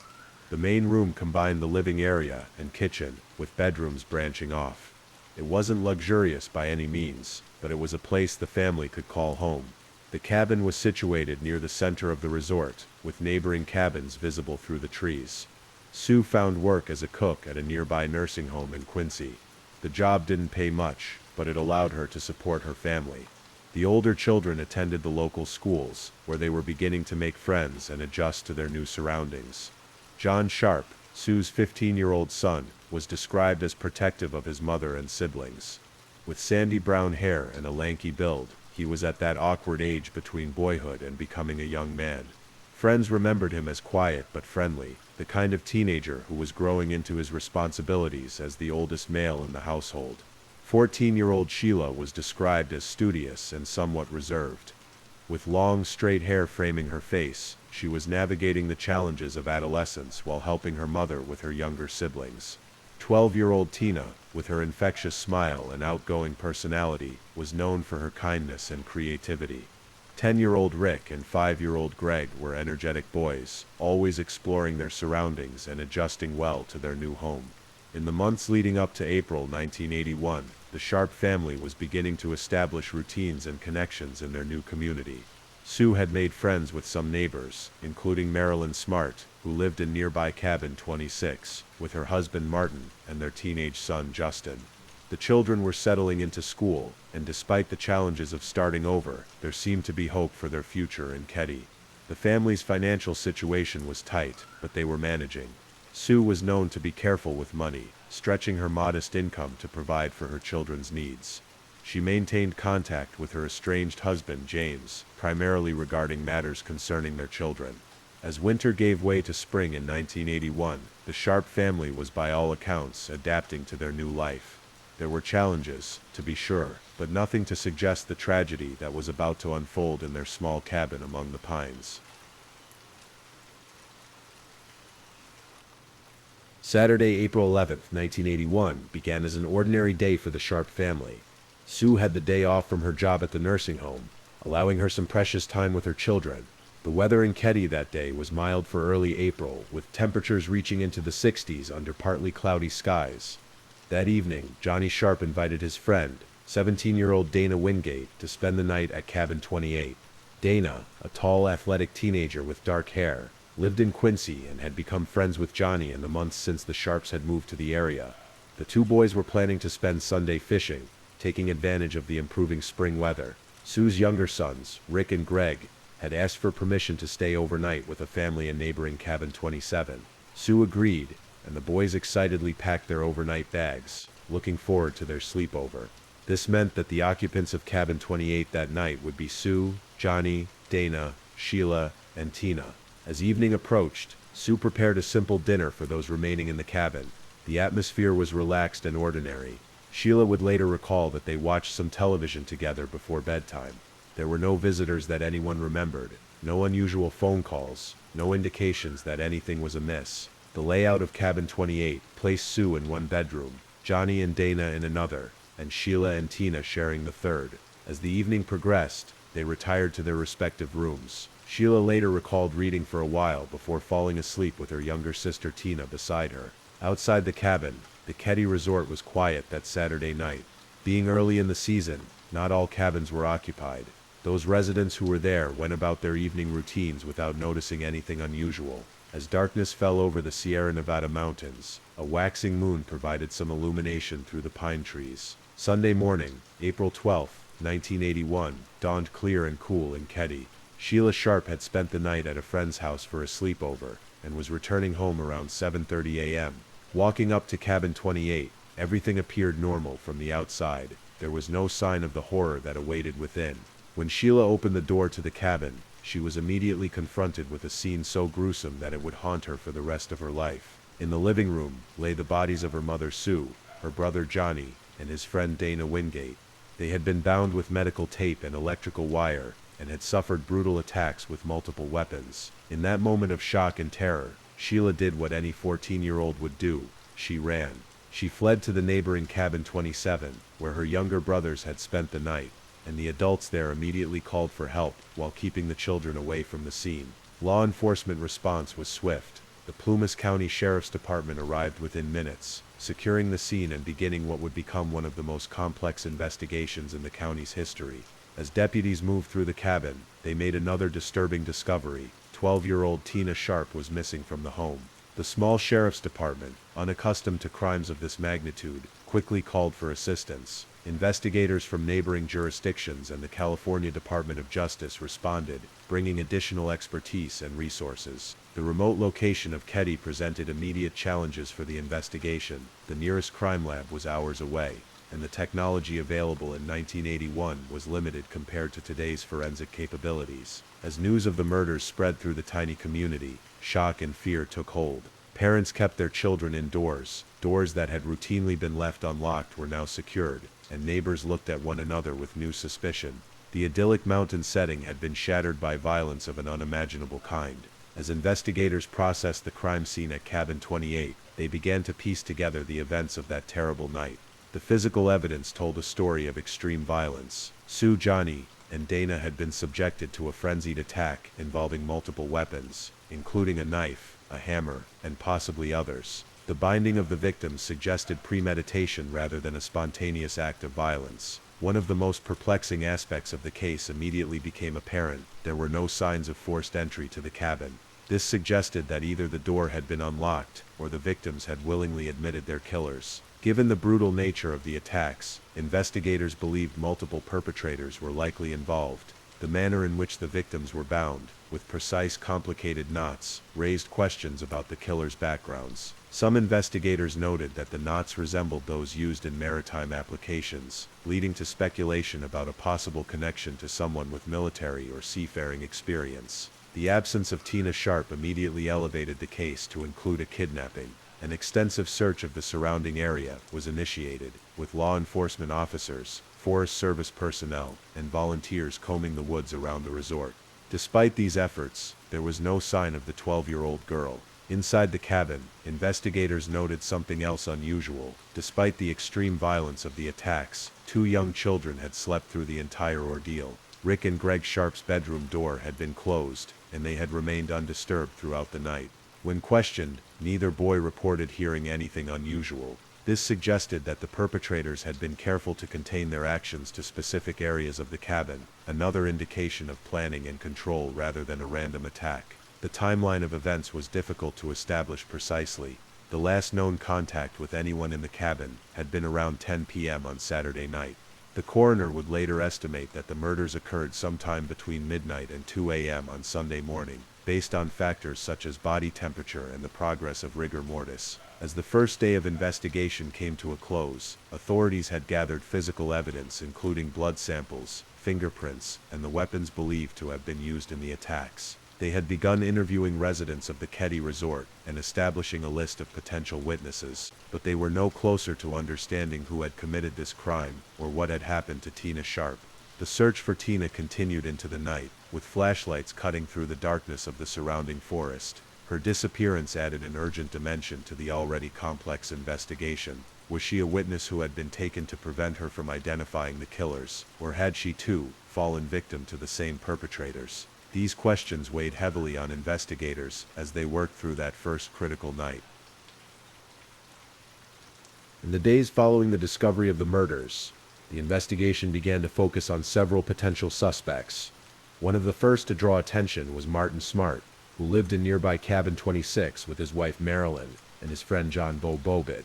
Smart had a history of violent behavior and was known to have a troubled relationship with his wife, who was friends with Sue Sharp. Martin Smart worked as a therapist aide at the nearby Veterans Administration Hospital in Quincy.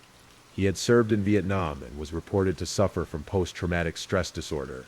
His friend Bobid, who was staying with the Smarts at the time, had a criminal record in Chicago and was rumored to have connections to organized crime, though this was never confirmed. During initial questioning, both Smart and Bobid provided alibis for one another, claiming they had been at home in Cabin 26 throughout the night of the murders. Marilyn Smart later reported that she had been asleep and could not confirm their whereabouts during the critical hours. Another person of interest was a local man named Severin Hebert, who had been seen in the area that weekend and was known to have had some interactions with the Sharp family. However, Hebert also provided an alibi that initially appeared to check out. Investigators also considered the possibility that Sue Sharp's estranged husband, James, might have been involved. However, he was thousands of miles away in Connecticut at the time of the murders, with numerous witnesses able to confirm his whereabouts. As detectives dug deeper into the lives of the victims, they discovered that Sue Sharp had recently reported a missing hammer to the management of the Keddy Resort. Interestingly, Martin Smart had also reported a hammer missing from his tool collection around the same time. Given that one of the murder weapons appeared to be a hammer, these reports took on new significance. The investigation was complicated by the small-town dynamics of the area. Many residents knew one another, and information, both reliable and speculative, spread quickly through the community. Some potential witnesses were hesitant to come forward, either out of fear or because they didn't want to get involved in such a high-profile case. As the murder investigation progressed, the search for Tina Sharp continued with increasing urgency. Her description was circulated widely: a 12-year-old girl with long brown hair and brown eyes, approximately 4'11" inches tall and weighing about 90 pounds. She had last been seen wearing a pink shirt and jeans. Law enforcement agencies across California and neighboring states were alerted to her disappearance.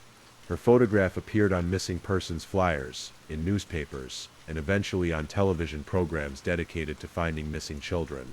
The case received national attention, with updates appearing in major newspapers and on network news broadcasts. Search teams methodically covered the areas surrounding Keddy, focusing on the dense forests and rugged terrain that characterized the region. Divers examined the nearby Feather River and other bodies of water. The search expanded to include abandoned buildings, mines, and remote cabins throughout Plumas County. Despite these extensive efforts, weeks passed with no sign of Tina.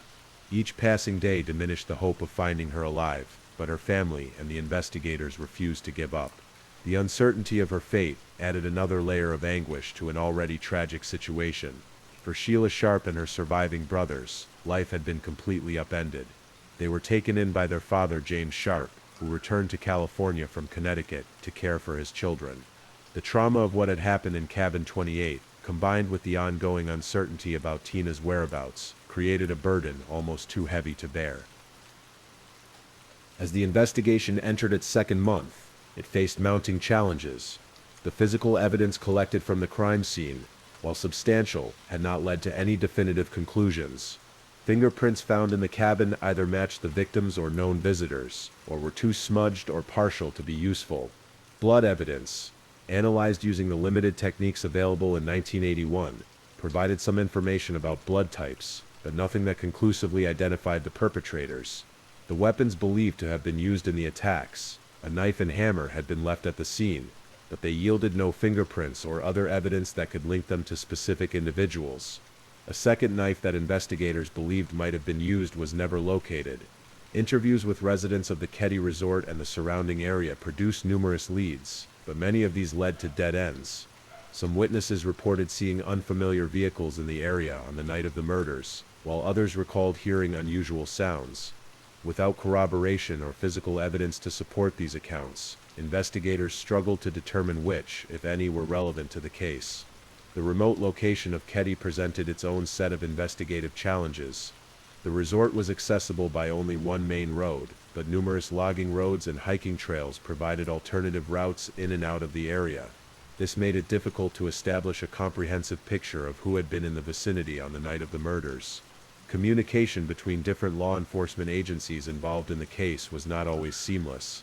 In an era before cell phones and email, coordination relied on landline telephones, radio communications, and in-person meetings. Information sometimes moved slowly between the various departments working on different aspects of the investigation. Public interest in the case remained high, putting pressure on investigators to provide answers. Media coverage, while helpful in keeping the case in the public eye, also generated rumors and speculation that could distract from the factual elements of the investigation. Despite these challenges, the Plumas County Sheriff's Department and the California Department of Justice continued their work, following every lead and examining every piece of evidence. But as spring turned to summer in 1981, the case of the Keddy murders remained unsolved, and Tina Sharp was still missing. On July 24, 1981, more than 3 months after the murders in Cabin 28, a breakthrough came in the case, though not the one anyone had hoped for. About 100 miles from Keddie, near Feather Falls in Butte County, a worker at a remote sawmill discovered human remains. Subsequent forensic examination confirmed what many had feared: the remains were those of Tina Sharp. The location where Tina was found was significant. It was an isolated area that would have been difficult to find without specific knowledge of the region. This suggested that whoever had taken her was familiar with the local geography. The condition of the remains made it difficult to determine the exact cause of death, or whether she had been subjected to other forms of trauma before her death. For the Sharp family, the discovery brought a measure of closure to one aspect of their ordeal. They could now properly lay Tina to rest alongside her mother and brother, yet it also deepened the mystery. Why had she been taken from the cabin? Why had she been transported so far from Keddie? And why had her body been left in such a remote location? The discovery of Tina's remains provided investigators with new evidence to examine and a new crime scene to process, but like much of the evidence in this case, it raised as many questions as it answered. As 1981 drew to a close, the investigation into the Keddie murders began to lose momentum. Despite the substantial resources that had been dedicated to the case, including assistance from the FBI and other federal agencies, no arrests had been made. The most promising suspects, Martin Smart and Bo Bubaid, had been questioned extensively but never charged. In a particularly frustrating development for investigators, both Smart and Bubaid left Keddie shortly after the murders. Bubaid returned to his native Chicago, where he died of natural causes in 1988. Smart moved to Oregon and later to other states, maintaining his innocence until his death in 2000. The case was further complicated by the passage of time. Witnesses' memories became less reliable, potential physical evidence degraded, and some individuals who might have had relevant information moved away from the area or died. The limitations of forensic technology in the early 1980s meant that some evidence that might be conclusive today could not be properly analyzed at the time. Throughout the 1980s and into the 1990s, the case remained officially open, but largely inactive. Periodic reviews would occur, often prompted by the anniversary of the crimes or when someone came forward with new information. But these reviews rarely led to significant progress. For the surviving Sharp children, life had to go on somehow. Sheila, Rick, and Greg grew up, carrying the weight of what had happened in Cabin 28. Each found their own ways to cope with the trauma, but the lack of resolution regarding who had killed their family members made the healing process all the more difficult. The community of Keddie also struggled to recover from the shadow cast by the murders. The resort, already in decline before the crimes, saw its business dwindle further as potential visitors were deterred by the association with such a notorious case. In a symbolic end to an era, the Keddie Resort was sold in 2004, and Cabin 28, which had stood empty since the murders, was demolished in 2006. In 2013, more than 3 decades after the murders, the Plumas County Sheriff's Office assigned a new special investigator, Mike Gamberg, to take a fresh look at the case. Gamberg, who had been a patrol deputy in Plumas County at the time of the original crimes, had a personal interest in seeing the case resolved. With advances in forensic technology and investigative techniques, evidence that had been collected in 1981 could now be analyzed in ways that weren't possible at the time. DNA testing, which had not existed when the crimes occurred, offered new possibilities for identifying the perpetrators if biological evidence had been preserved. Gamberg's review of the case uncovered some troubling inconsistencies in how the original investigation had been conducted. Some evidence appeared to have been overlooked or improperly processed. Certain leads that seemed promising had not been fully explored, and some witnesses whose accounts might have been valuable had never been formally interviewed. One particularly significant development came when Gamberg discovered a recording of an anonymous call made to the Plumas County Sheriff's Office several years after the murders. The caller claimed to have information about where Tina Sharp's remains had been disposed of, providing details that matched the location where she was ultimately found. The recording had somehow been misplaced or overlooked during the original investigation. Gamberg also located and interviewed new witnesses who had been reluctant to come forward in 1981. Some of these individuals provided information that supported the theory that Martin Smart and Bo Bubaid had been involved in the crimes. Others offered context about the social dynamics and relationships within the Keddie community at the time of the murders. Perhaps most importantly, Gamberg's investigation uncovered a letter that Martin Smart had allegedly written to his wife Marilyn after leaving Keddie. In this letter, Smart purportedly confessed to killing Sue Sharp but denied harming the children. While the authenticity of this letter would be debated, it represented a potentially significant piece of evidence that had not been part of the original case file. These developments brought new hope that the Ketty murders might finally be solved. The case had never been forgotten, not by the surviving Sharp family members, not by the original investigators, and not by the community that had been so deeply affected by the crimes. Now there was reason to believe that justice long delayed might finally be possible. In 2016, 35 years after the murders, the Plumas County Sheriff's Office announced that they had made significant progress in the investigation. Based on the new evidence discovered by investigator Gamberg, they now considered Martin Smart and Beau Babet their primary suspects. Though both men were deceased by this time, the evidence pointing to their involvement was stronger than ever. DNA testing of a hammer found near the crime scene in 1981 revealed a possible link to the murders. This hammer was believed to be the one that Martin Smart had reported missing around the time of the crimes. Additional physical evidence, re-examined using modern techniques, also supported the theory of Smart and Babet's involvement. The sheriff's office also revealed that they had uncovered evidence suggesting a possible motive. Martin Smart had been angry with Sue Sharp for encouraging his wife Marilyn to leave him. In the context of Smart's history of violence and controlling behavior, this motive seemed plausible to investigators. For the surviving Sharp family members, these developments brought a measure of closure. While no one would ever stand trial for the murders of their loved ones, knowing that law enforcement had identified the likely perpetrators provided some answers to questions that had haunted them for decades. In 2018, the Plumas County Sheriff's Office officially declared that they considered the case solved, naming Martin Smart and Beau Babet as the perpetrators of the Ketty cabin murders. While some questions remain, particularly regarding the exact sequence of events on that April night in 1981, the core mystery of who was responsible had finally been resolved. The Ketty murders left an indelible mark on all who were connected to the case. For the surviving Sharp children, the trauma of that night shaped their lives in countless ways.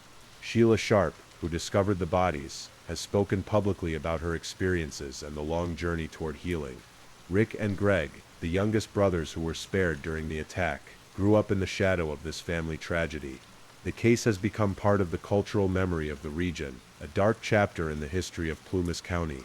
It has been the subject of books, documentaries, and countless discussions in true crime forums. A 2008 documentary, Cabin 28, The Ketty Murders, brought renewed attention to the case and helped keep it in the public consciousness during a period when official investigation had stalled. In a physical sense, little remains of the original crime scene. The Ketty Resort is long gone, with the land redeveloped for other purposes. Cabin 28 was demolished, removing the physical reminder of what occurred there.